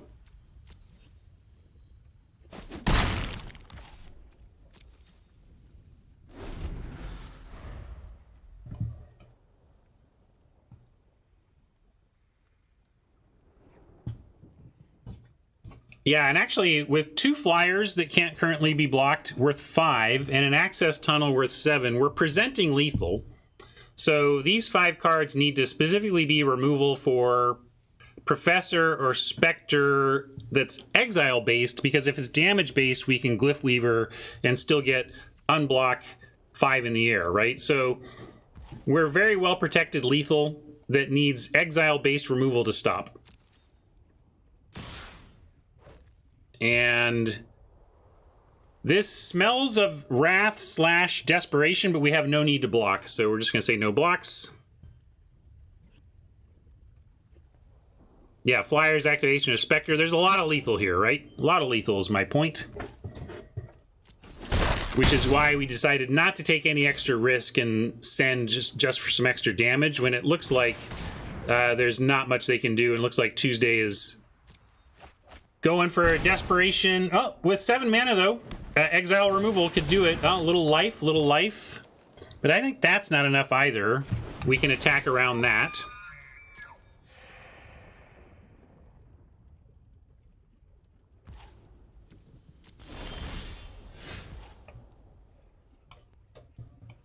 So I'm just going to actually increase the damage threat, spread it all around. They don't really have the ability to spend resources on a pest, so this is like a guaranteed 2. And then all attacks, I'm going to go full control.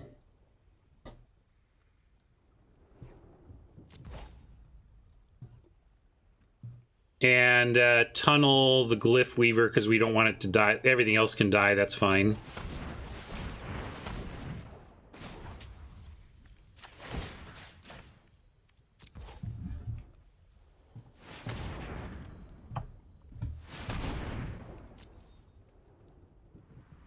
Yeah, direct damage with Spectre was an option, but I'm going with this.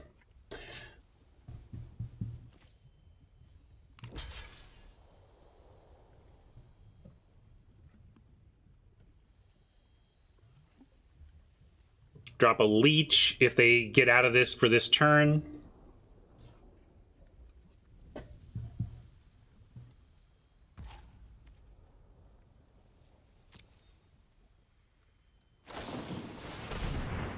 All right, couple extra life looks like is going to keep him alive. This is a lot of extra life, but we have a lot of extra pressure too, so I still feel good about where we're headed. Oh, they didn't get the life in time. Sorry, I didn't know it was going to do that. That's right. Some life link gets you that life in time. Triggered life gain doesn't. So we snuck through there. Snuck it through the life link, but I think we had him next turn anyway. Well, clearly our I like our -2s with what we're seeing there. Is this a duress situation? The big thing we saw was a bookworm, although duressing away a rise, not the worst.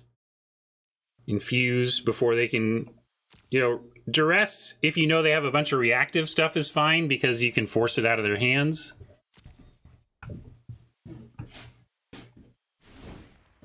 Yeah, they were going to gain even more than that too after, though. They just, they didn't get to that post gain, right? Or maybe they got it all and we just had enough anyway. I'm not sure. I'm going to focus on the next game. And so, yeah, thinking about this duress.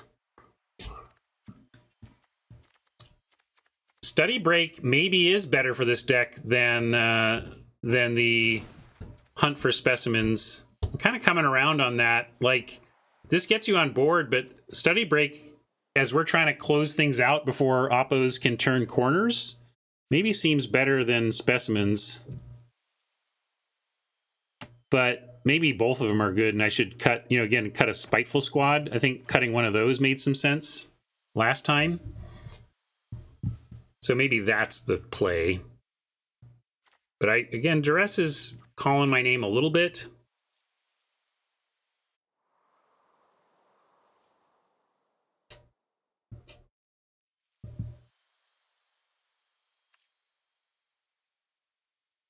I'm gonna do this.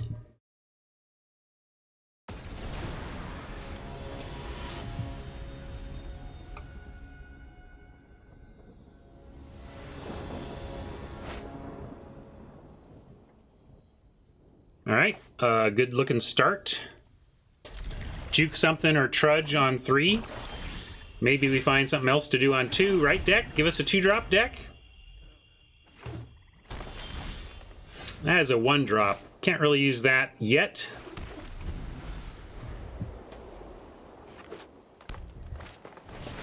Letter of Acceptance, ramping up to danger, but we get Trudge.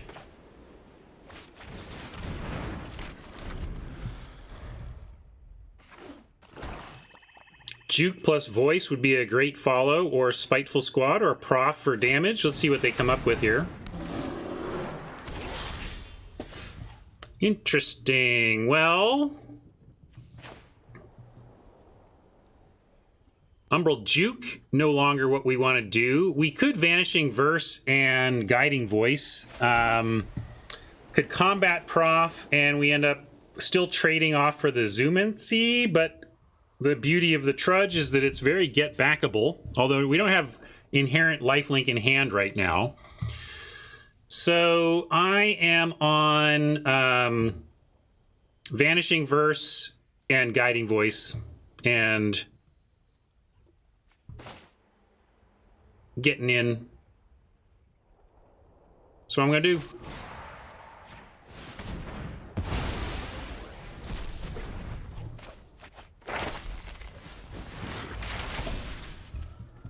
And let's get more pests. Yeah, sure. Pests are fine.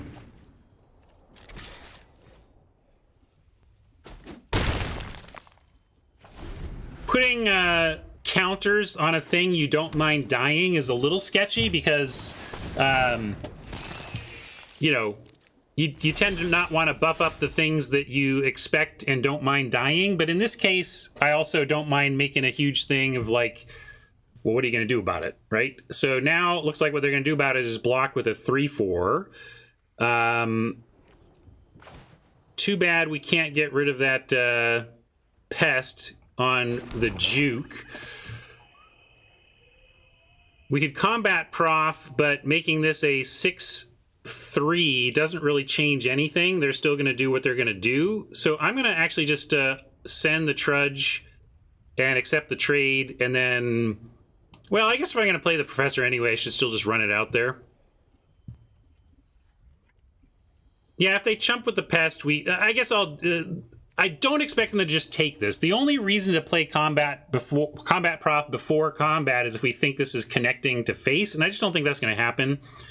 And if so, it's only 1 point of damage. So in case they go for the chump, we are going to go for the attack.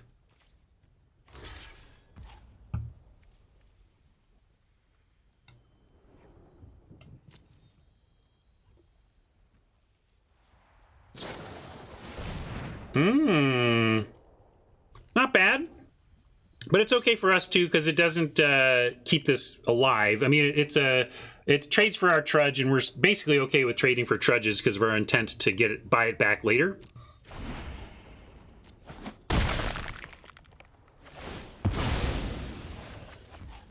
Now this is about to come back. Is there any summoning we want? Like I could kill this pest, but I think we just probably want to make an Inkling at this point. So we're going to let this happen.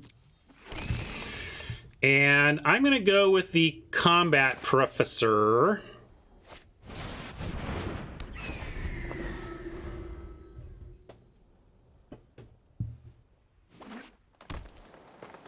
I like Professor first because of the same reason I don't like squads on the empty board. I don't like giving them a chance to just kill it for no counter value. Now we can drop a squad and hold the ground. Ooh, a couple of things to do now.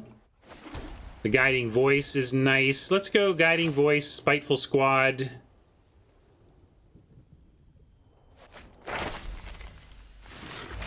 I will get some more pests. Actually, I'm going to get the Prophecy. Let's go digging. But not yet.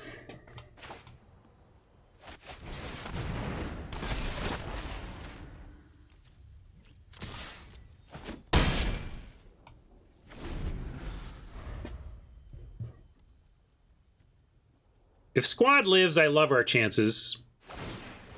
In other words, if Squad lives to block these two. If Tuesday finds removal for the Squad, I mean, hopefully we get a bigger Professor, but that could be rough for us. I'll turn this damn bus around. That'll end your precious little field trip pretty damn quick, huh?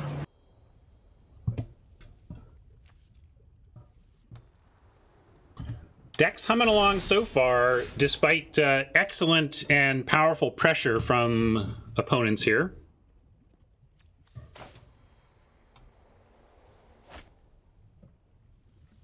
So, what am I looking to do here? We got 6 mana, 7 if we want this. We can, of course... I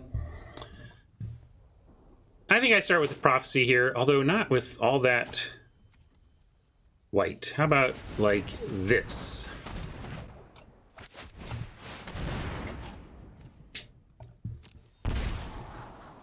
Oh, good.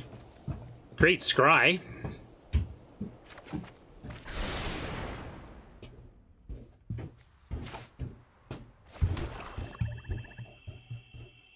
Kind of like Professor giving Squad Vigilance and letting it trade for either of these if Oppo wants. While still staying back on D if they don't want.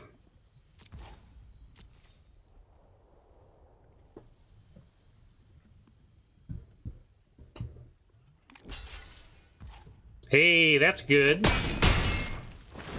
Now, Umbral Juke actually does some work here. Let's do that while the getting's good.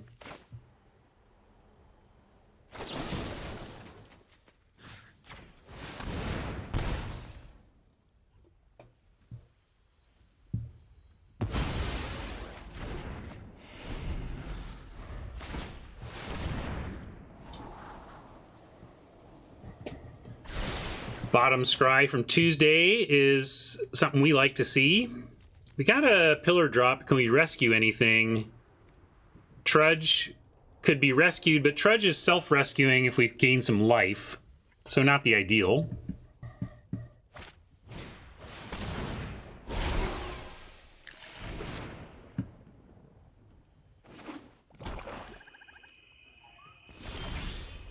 More land. Gonna play it. We do have a lot to, between pillar drop, getting stuff back, getting Trudge back. We can even pillar drop, play Trudge with the land. But gonna start with the same attack as last time.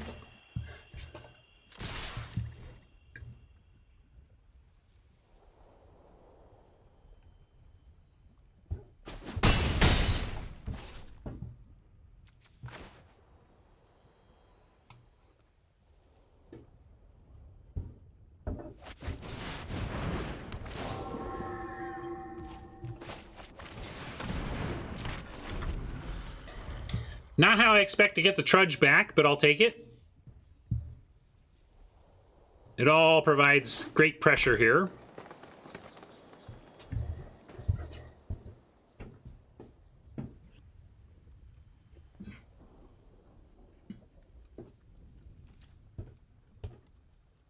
And yeah, Professor pumping up the Trudge means against this creature, all of our creatures are either unblockable or trade, which is nice.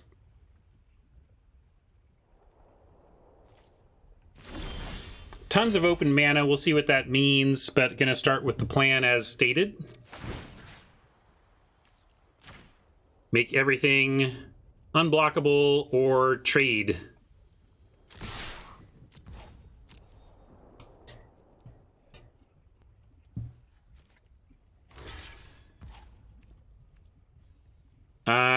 3, 4, 5, 6, 7. This is representing lethal, but I'm feeling like I don't need to try to win right now into this open mana and cards. I'm gonna play it a little more conservatively, although I could just be setting myself up to get swept next turn. We have lethal if they don't have anything, Brett. Is it worth risking lashing our own creature into like a blowout? Maybe it's worth going for, because they haven't shown us other removal which they would have used, right? I think they would have used, because they can't assume that we're gonna give them a chance to do something else here by acting. So I think they would have used it. I'm gonna go for it. There's some risk here, but I feel like Tuesday would have used any in-hand instant removal already. All right. We considered the risk, we took the chance, we got there.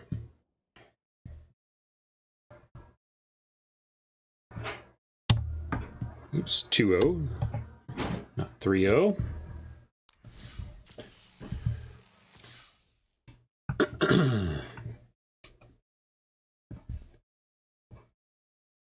Good games Tuesday.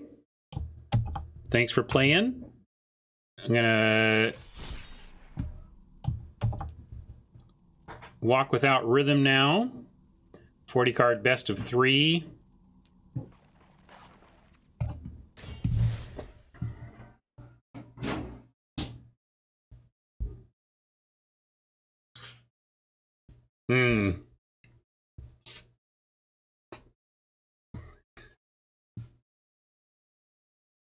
What happened in that first game where you had like a million cards, 7 mana, and no plays? Were you just all reactionary stuff with nothing to react to, or? Sure.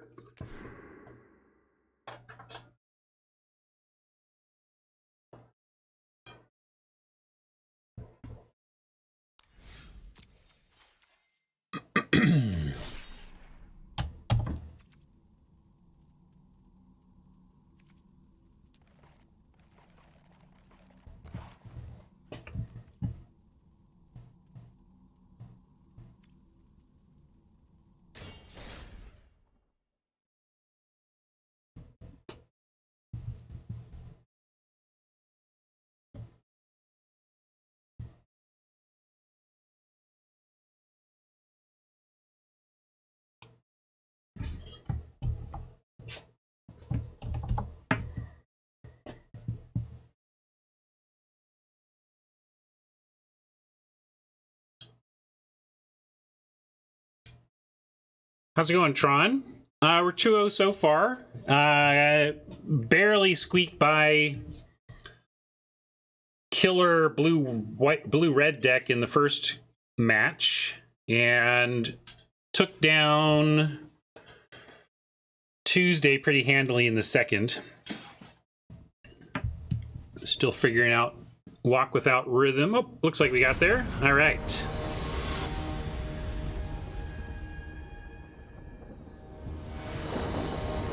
How about a turn 2 Killian that just goes the distance and shows how powerful that stupid card is? We got one, but we've only seen it once and it died on sight. Well, I got the mana for it. Could still find it. Gonna keep this. We even have the rise for it. Come on, Killian. One time Killian off the top.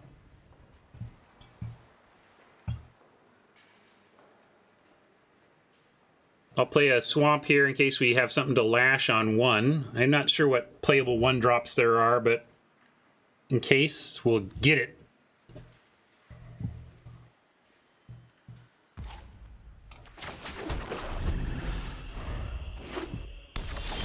Oh man, I saw the 2 and thought we might have Killian, but nope. Nope.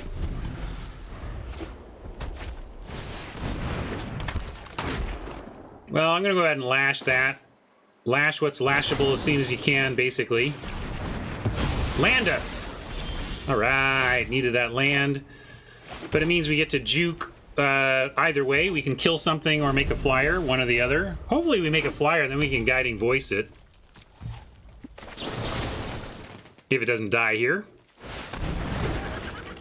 Ooh, definitely a pause, so I'm a little nervous about going for a Guiding Voice.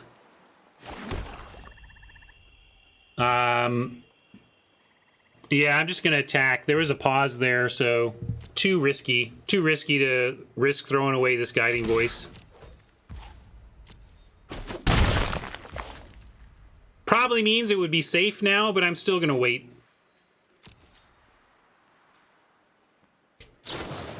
There you go. That's one reason we waited.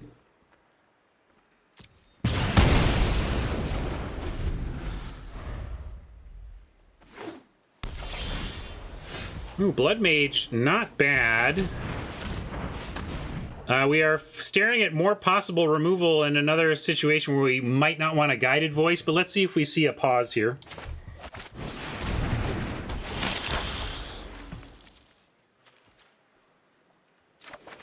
Okay, there was a pause, so I'm going to wait again. Although Pillar Drop Rescuer says the punishment is not so bad, we get a card back. But at some point, Walk Without Rhythm is going to be tapped out on our turn, right? I'm gonna wait. All right. So subtraction would not have killed it, and seems like they don't have the removal. But now they're going to go for the 5/5, and at least we have the room to expel. I mean, the room to Guiding Voice. Of course, now doing so doesn't even give us something that attacks through that, but we're hoping to expel it anyway. So I'm going to Guiding Voice to find something to do.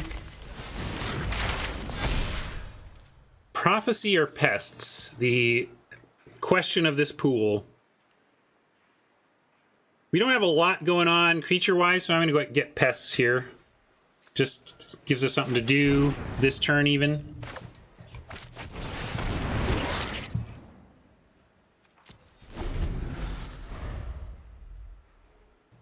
With the Pests, though, maybe they won't send the 4/4, which I want them to do because I want to expel it.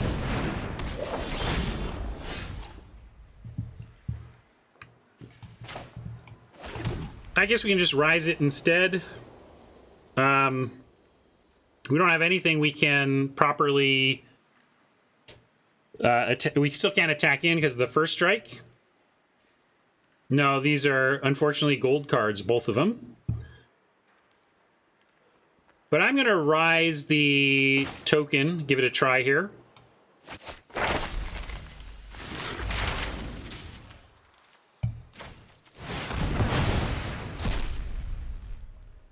And now I think I'll get Prophecy. Argument for just going ahead and sacrificing this so that we can Pillar Drop it, but that seems wrong.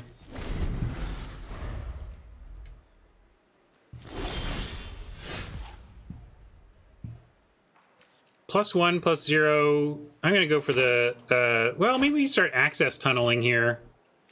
But Access Tunnel leaves us with 2 mana, which I don't like. I'm going to go for...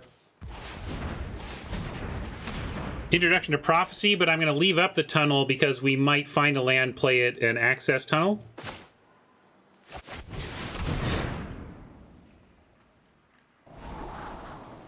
No planes needed. Squad is at least something, so we probably just keep it because it's action.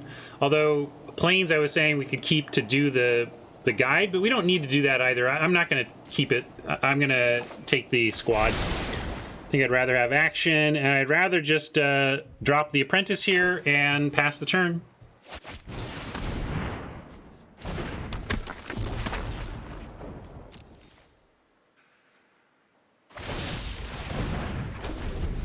Oh, Prismari getting big. Makes me nervous. Bomb Zoe. So we do not get to expel it this turn because we don't have the mana, but the good news is that even with the regimens untapping, there is a window to expel. So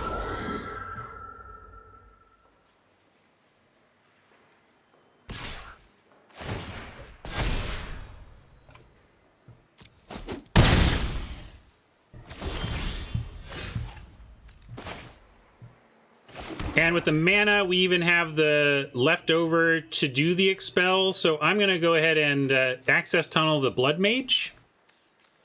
Maybe I access tunnel the Apprentice so the Blood Mage could block, die, and be reborn.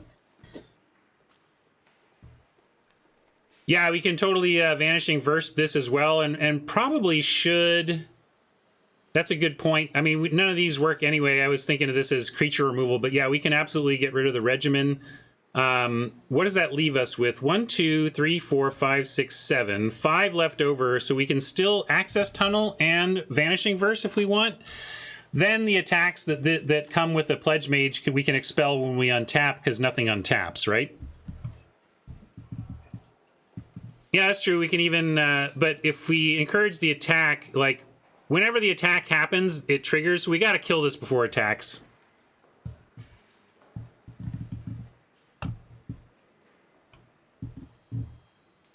Sequence it so we get in for 4. What do you mean by that? Like, send this? How are we doing that, Hat?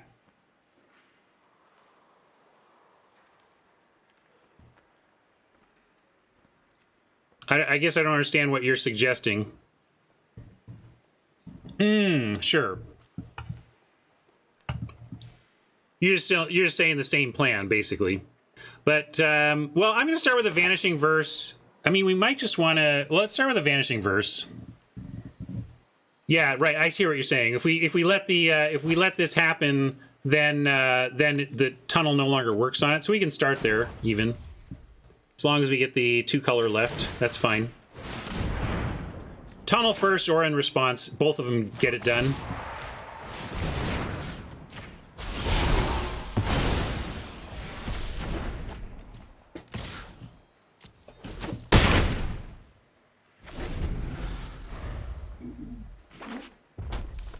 Uh-oh. So scared of big mana. Big mana in red-blue is so scurry in this format.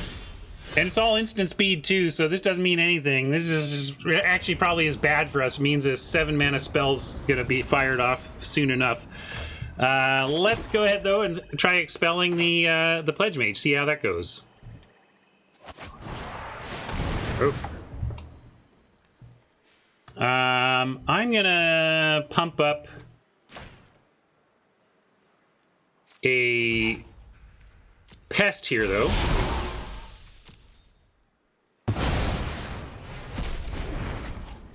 And I'm going to go ahead and send and be willing to trade off the Blood Mage and get it back with a Pillar Drop. In fact, I'm going to send everything, and if they want to eat the Pest, that's fine, too.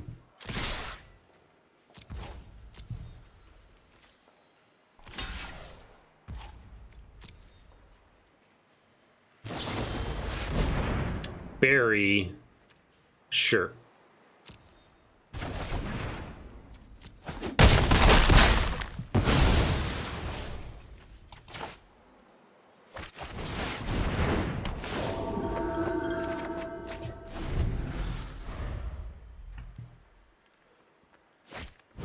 Yeah, it's impressing me. I haven't played it that much, if I'm honest. Where is it? This one. I haven't played much of The Apprentice, but the ability to throw that +1 wherever has been super important. And in fact, some of the lines I've missed have been me failing to process the Silverquill Apprentice. So really got to lock my brain on it, not only because it's a good card, but because it's a good card I've been misplaying and misreading. Like, it really does have a powerful effect on combat. Just throwing an extra point around. All right, this looks pretty good.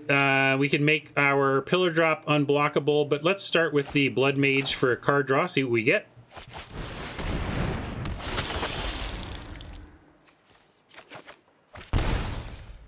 Oh, we know what we're gonna get. We knew that, but I still like. I Actually, I just like offering the Rescuer here.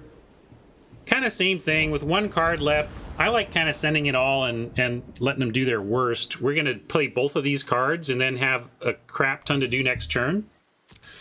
So go ahead, give us 3 damage or 2 damage and you get to trade for a Rescuer.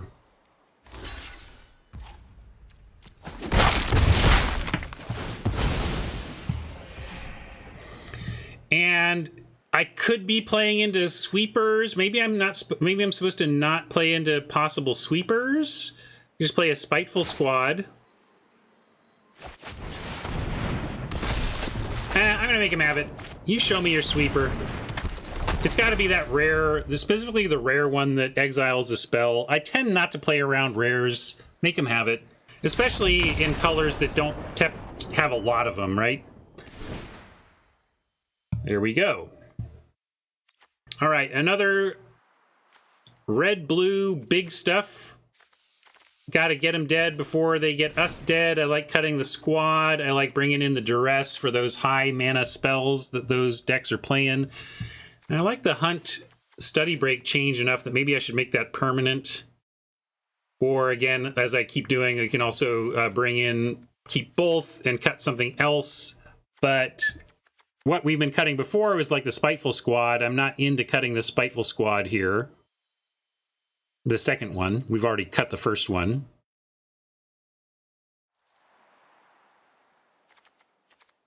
Yeah, it really is tough. I think Study Break and Hunt are among the worst cards here. And I'm going to go with the Study Break. I think the Study Break has shown some application here that has been surprising me too.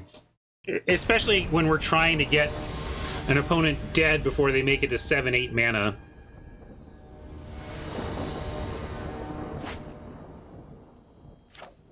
Ugh, kind of a rough opener. We're a pretty low to the ground deck, and we've got 2 5s and a 6 here. We do have both our mana. We're on the draw, and we have an Expel, though, so I am going to keep... you could yeah, I mean, you can always make an argument. Hey, there's a draw. Make an argument for cutting cutting a land and playing it tighter, but this is best of 3, so you don't get a smoother. And this is a pretty mana-intensive set, even with a deck like ours. I looked at it, and then I think it was Fenor who talked me out of it, I think correctly. All right, dead Duelist, bye. No, all right, no Lightning Bolt or Shock. I don't think I have that one in yet, Hat.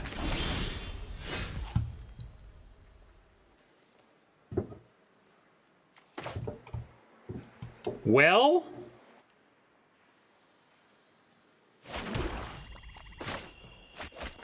might as well.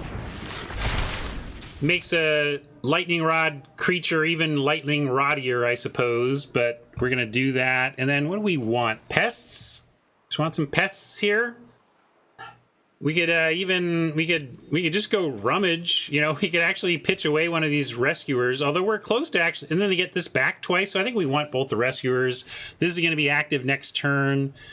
So let's just get, yeah, some pests. That's fine. Also, just don't... I mean, I'm happy with our hand right now such that we don't really need anything specific. So the spell to go scry and find something feels less useful right now. There's our Study Break, but we're just going to show you the power of Killian. This card is busted. Look what we get to do.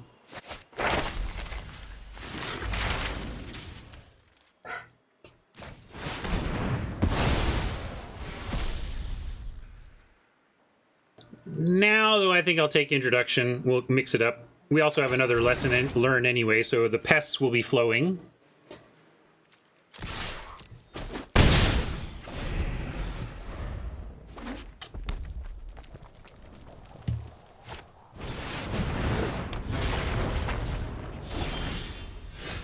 Another one, you say? Fine. I think we go for Prophecy looking for land to play Leech Fanatic, but I'll start with an attack. Note that Expel is a 1-mana card with Duelist on the battlefield.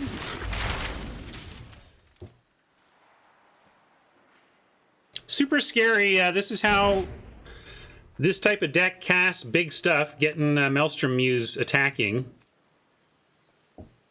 Could even go, I mean, if we had the land, we could Study Break, Expel, and kill the thing, but we just don't have the land, unfortunately. Too bad we didn't find a Plains off the top there. That would have been a fine play. As it is, we could Study Break, we could Leech and Study Break to make sure they don't get off something ridiculous. And yeah, we could also just Leech, and we can get this for 1, but they get the benefit. I'm just trying to figure out if there's a way to kill it without giving them an 8-mana spell for 6 mana, you know? But I'm saying it looks like there isn't. I like Introduction to Prophecy leaving up the white, though, and we'll see what happens. Yeah, we could Study Break on upkeep and exile later, but I'm going to give him 1 shot. I'm going to give him 1 shot to attack with this and get good value out of it, and then we have the Expel.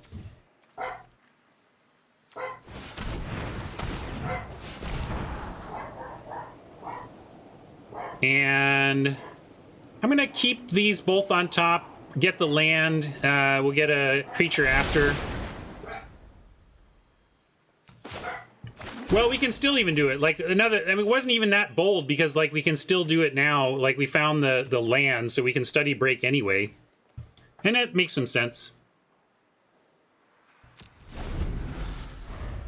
I think I'll do that. Yeah, Study Break is 1 mana, so we didn't even need the extra land. Good call.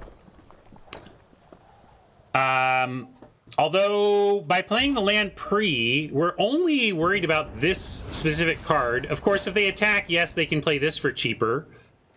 But I'm going to go ahead and I'm going to take the risk. This could be a big mana spell, but 1, 2, 3, 4, 5, 6, 7. It specifically has to be the 8 mana one, or it's not even, they can cast it anyway. So if this is not an 8 mana spell, they're not saving anything anyway. I'm just going to let them do it. And I'm going to go for the Expel. And we'll do this in case they can cast something in response or whatever. Just do this right now.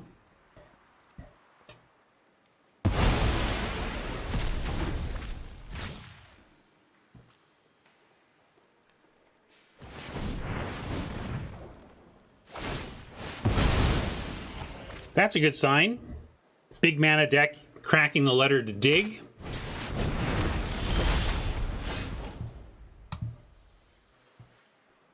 Now I like Blood Mage and Fanatic or Study Break, but let's start with the Blood Mage.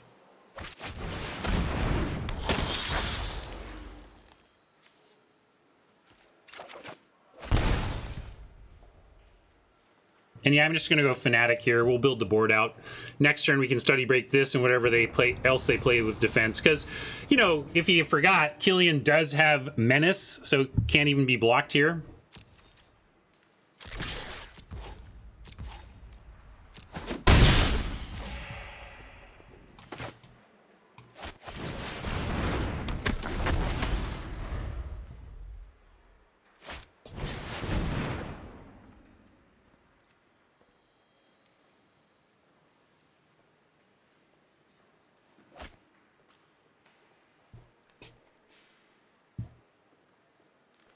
I mean, Favorite is strong.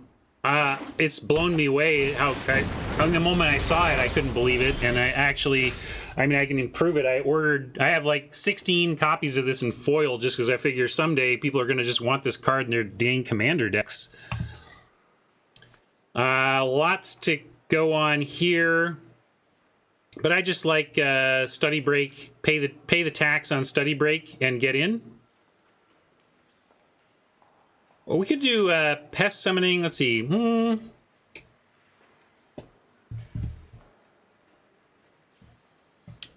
I feel like this is how do we want to win, but I'm also don't want to screw up. I think it's probably just Study Break. I think it's overthinking it to do anything but Study Break, crash in, and then see where we end up next turn. Could also Study Break, pitching.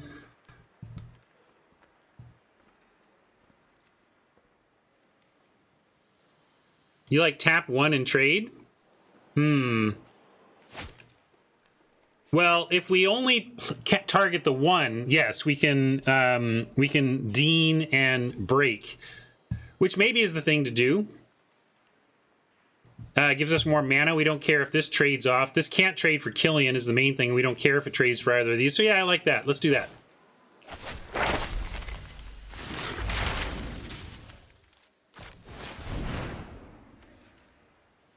And summoning or rummaging with the... What do we rummage if we're rummaging? I'm just going to get a summoning. Thing is, I like all these cards. I mean, I guess I could rummage away a summoning. That would have been the thing to do if I was going to do that. But then I like this on the Dean side. Crack in.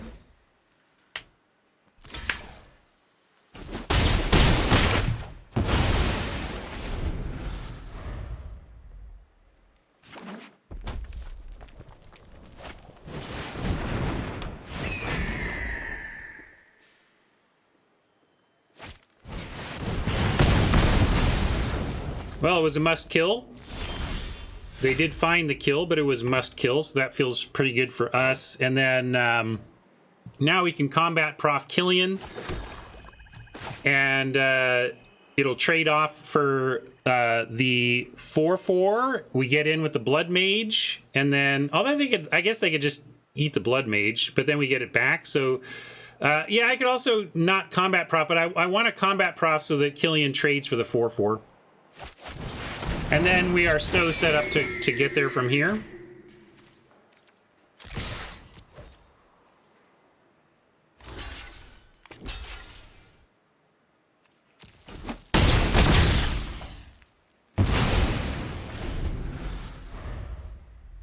I don't know, Killian did okay work this game, I guess.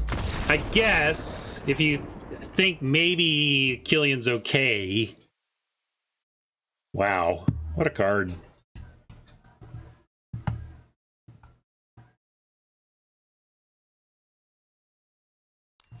He was all right this time, maybe. Yeah, this pool was great. That's why, like, when I was staring at losing to, let's see, who was my first round? Was it you? It might have been Pablo, right? It was you, was he? So anyway, losing to Pablo, almost losing to Pablo was surprised. I thought this deck was awesome, and then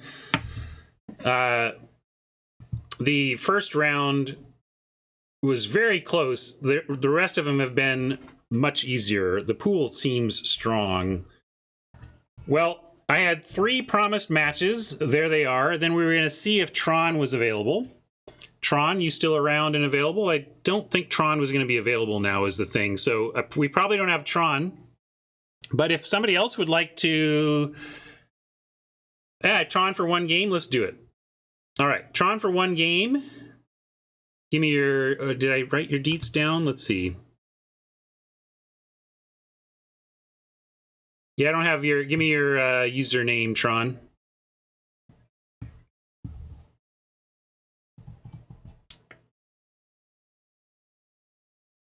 My friends list is broken. Yeah, I have no friends according to this system. Tron used to be my friend, but no more. Now, apparently, we're enemies.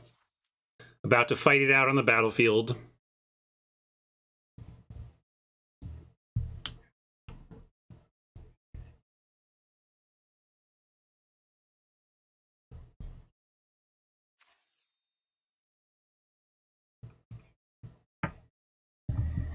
Thanks for hanging out today, everybody. I'd fill up my enemies list so fast, though.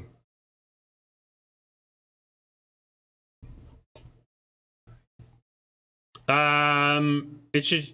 Direct challenge should just work. You need to give me your numbers, though. There we go. Thank you, Tron. Like, doesn't matter. Nothing matters till you give me that. There we go. Now we can try.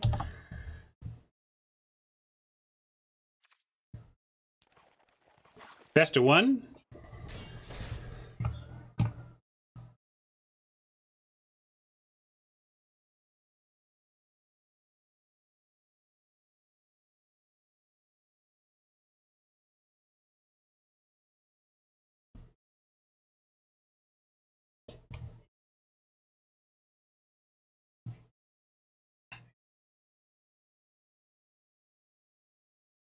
Dun, dun, dun, dun, dun, dun, dun, dun.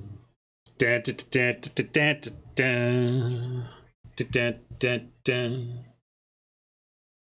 Dun, dun.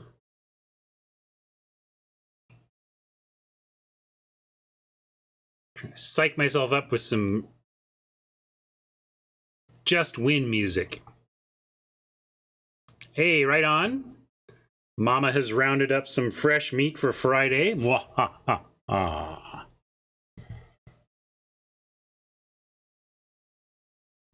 We swinging and missing on this here, Tron? I'm going to cancel out. See what Tron's up to.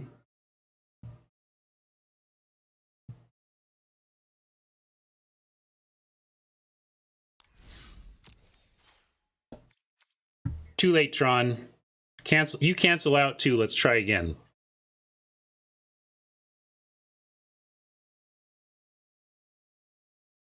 Or tell me when you've challenged.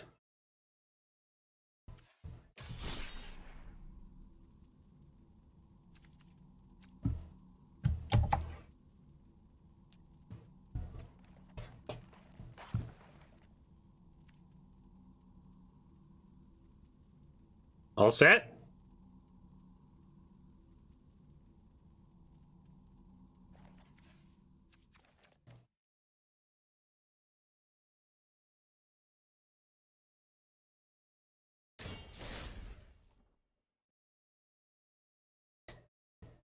All set. Here we go.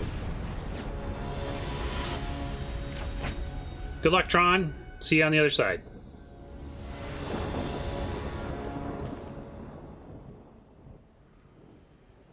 All right, more spots where I wish I had a 2-drop creature to work with, but we're going to keep this. Also failed to adjust my deck to what I think it should be, which is having that study break in instead of the make a duder.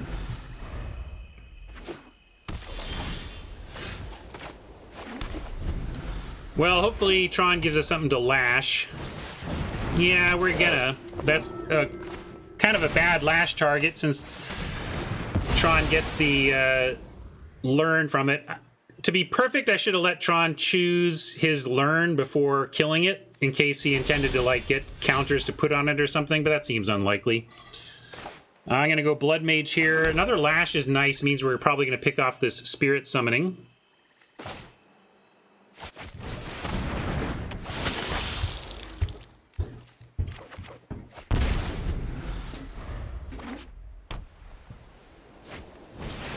Pledge Mage even better to pick off. But Combat Prof says we could wait. Although I kind of just like kill Guiding Voice. Go. Doesn't leave us with anything to cast. The most mana we can spend is Combat Prof or Spiteful Squad.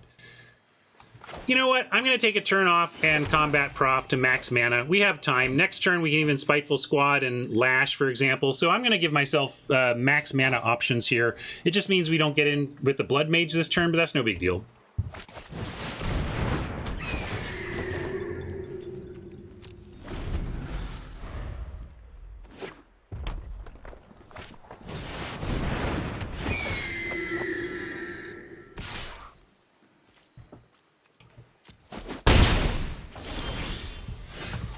All right, lots to do here, lots to do. I think we're gonna go... Well, we just go Lash, Spiteful Squad, and that seems fine. And then we have Eliminate and Guiding Voice after that. I mean, Eliminate would get this if it comes down. So yeah, I'm gonna go Squad, Lash, but we can actually just Professor up first. But no, I'm going to go...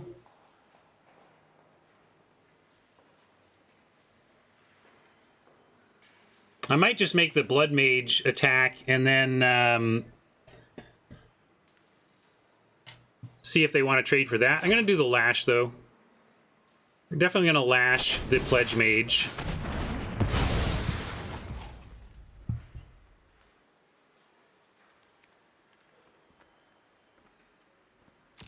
Then I like this.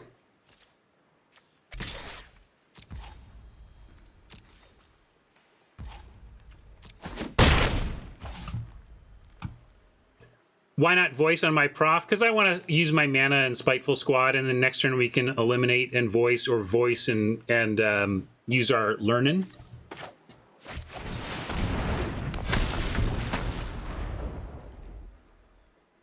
I'm not going to block with my Professor, but it was going to be basically it's what 3 damage do we want? And I don't mind the Blood Mage. If they wanted to trade for the Blood Mage, like there was no way they were blocking the combat prof because it wouldn't be a trade, it would be an eat. But with the Blood Mage, it would have been a trade, so I at least wanted to offer it.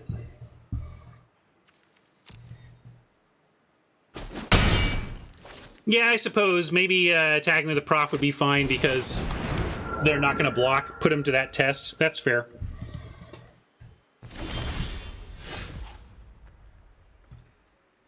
Here, though, now we get... I'm going to go Guiding Voice and Eliminate, and then we have excellent attacks all over the place. This is somewhat risky into the open mana, but they haven't shown removal yet. I'm going to give this a try. I suppose I could start with the Hunt, or start with the Eliminate to see if there's a pause, though. Aha, there is a pause. So, what should we do about this? Let's see what they do anything in response.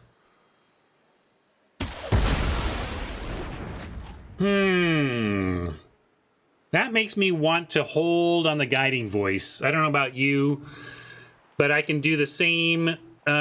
I can do the same thing we did last turn and see. But if I'm worried about removal, I should be worried about attacking with the combat prof as well. So maybe I should just go for it? No, I'm going to be super conservative in the face of the pause here and just do it this way.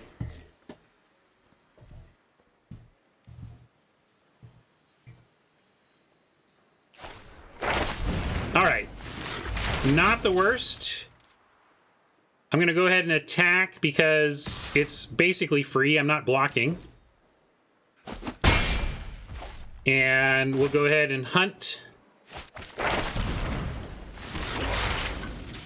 And now what do we want? More specimens to get super wide or dig, dig, dig. I'm liking wide specimens, I think. But digging has its value for sure. We get to learn twice. Maybe I'll do both. We'll do one pest and then get an introduction on the next. Mix it up a bit.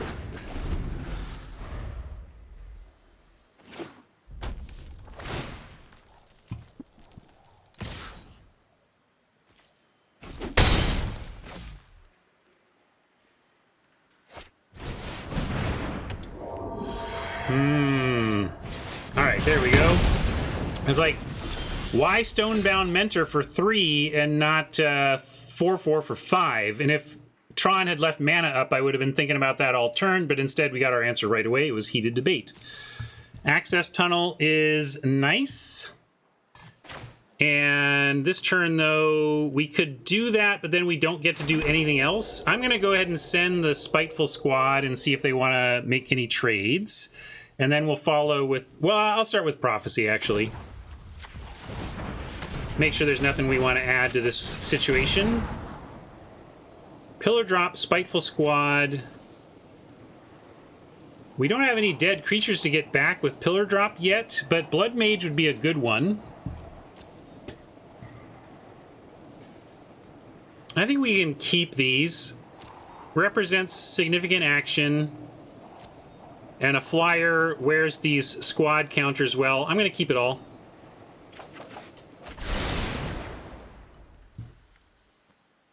And I'm going to send these two. Because now I want the Blood Mage to die given the Pillar Drop in hand.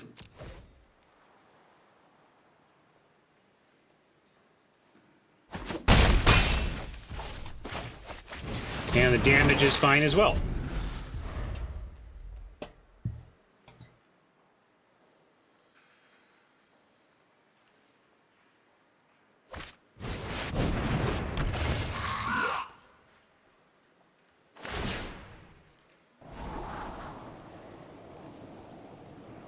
¿Dónde está la biblioteca? Me llamo T-Bone, la araña discoteca. I'll give you a spiteful squad too. Here, I'll give you this one. What will be, will be. Será, será. Now, I don't hate just triple blocking the mentor here. What did the assistant put on top? Did we note? I missed it. Somebody tell me what Tron did with the assistant. I was too busy looking up the meme to see what actually happened. So, do we know that it's in hand? Why isn't it on top of library? Did he immediately draw it? I just missed, or maybe it was because there was a scry after, so we don't know for sure. But heated debate is on top. Okay. The scry turned it face down, but we know it's on top, basically. Unless Tron, some reason, decided to scry premium removal to the bottom. Yeah, interesting. But I think I'd just rather take it and crack back.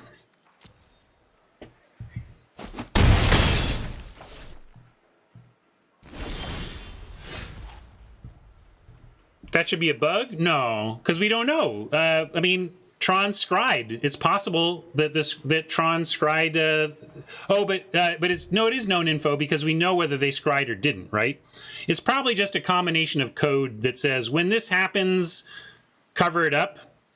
But yeah, so you're right that we technically know, but the system is probably just coded in a way that doesn't realize it knows. So. Now I like swing away with everything and then follow with what we want after. But I'm going to keep swinging away. We're dead? But we go pillar drop, right? Oh, no, we're at 4. Sorry. Yeah, I just forgot my own life total. Sorry. So let's say cancel attacks and think about this.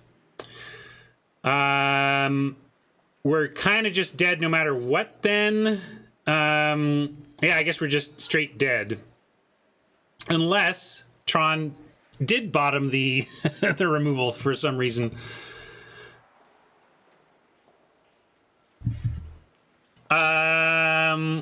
Well, I wish I got 2 out of 3 because I think I could come back and win this from Tron in 3. But looks like Tron's going to get us on the strength of double removal. And I guess we should send in... Like, really, our only chance is... maybe I should have blocked with the Mentor because the life would have been so important. Yeah, I think it was a big mistake not to block the Mentor now, actually. And... but we send these in hopes that they block. Well, I'm going to not do mostly, because if Tron has any sense, we are just straight up dead. Look at that! Tron with the sense and stuff. I'll make him do it, but we are dead, gang. But sure, here you can have a mostly dead meme. Your friend here is only mostly dead.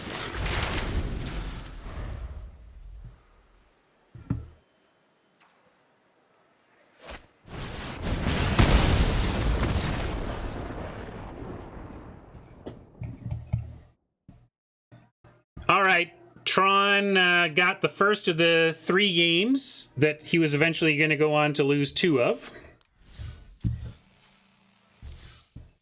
But a fine start, Tron, ahead of your eventual 2-1 loss. Yep, I'm going to go ahead and mark it.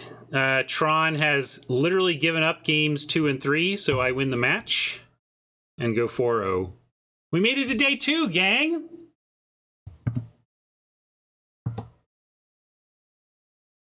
Good game, Tron. Nice win. Well, we didn't make it easy on chat today. Had a great pool, and Pablo almost got us. Game with Pablo came down to like 1 turn there in game 3. That's all right. You save it, and we will maybe battle. We'll finish our match another time. But I'm gonna get on with my afternoon anyway. We're going to find someone lovely to raid, but first I'm going to say goodbye to our YouTube friends. Thank you for hanging out. That was a cool field pool. If you could give me that one again on Saturday, I would take it. I think I could make 4 wins in best of 3 or 7 wins in best of 1 pretty often with that pool. Yeah, the lashes were great. I was up on lash from the beginning of this format. You never know how good -2 for 1 mana is going to be until you play the set a little bit.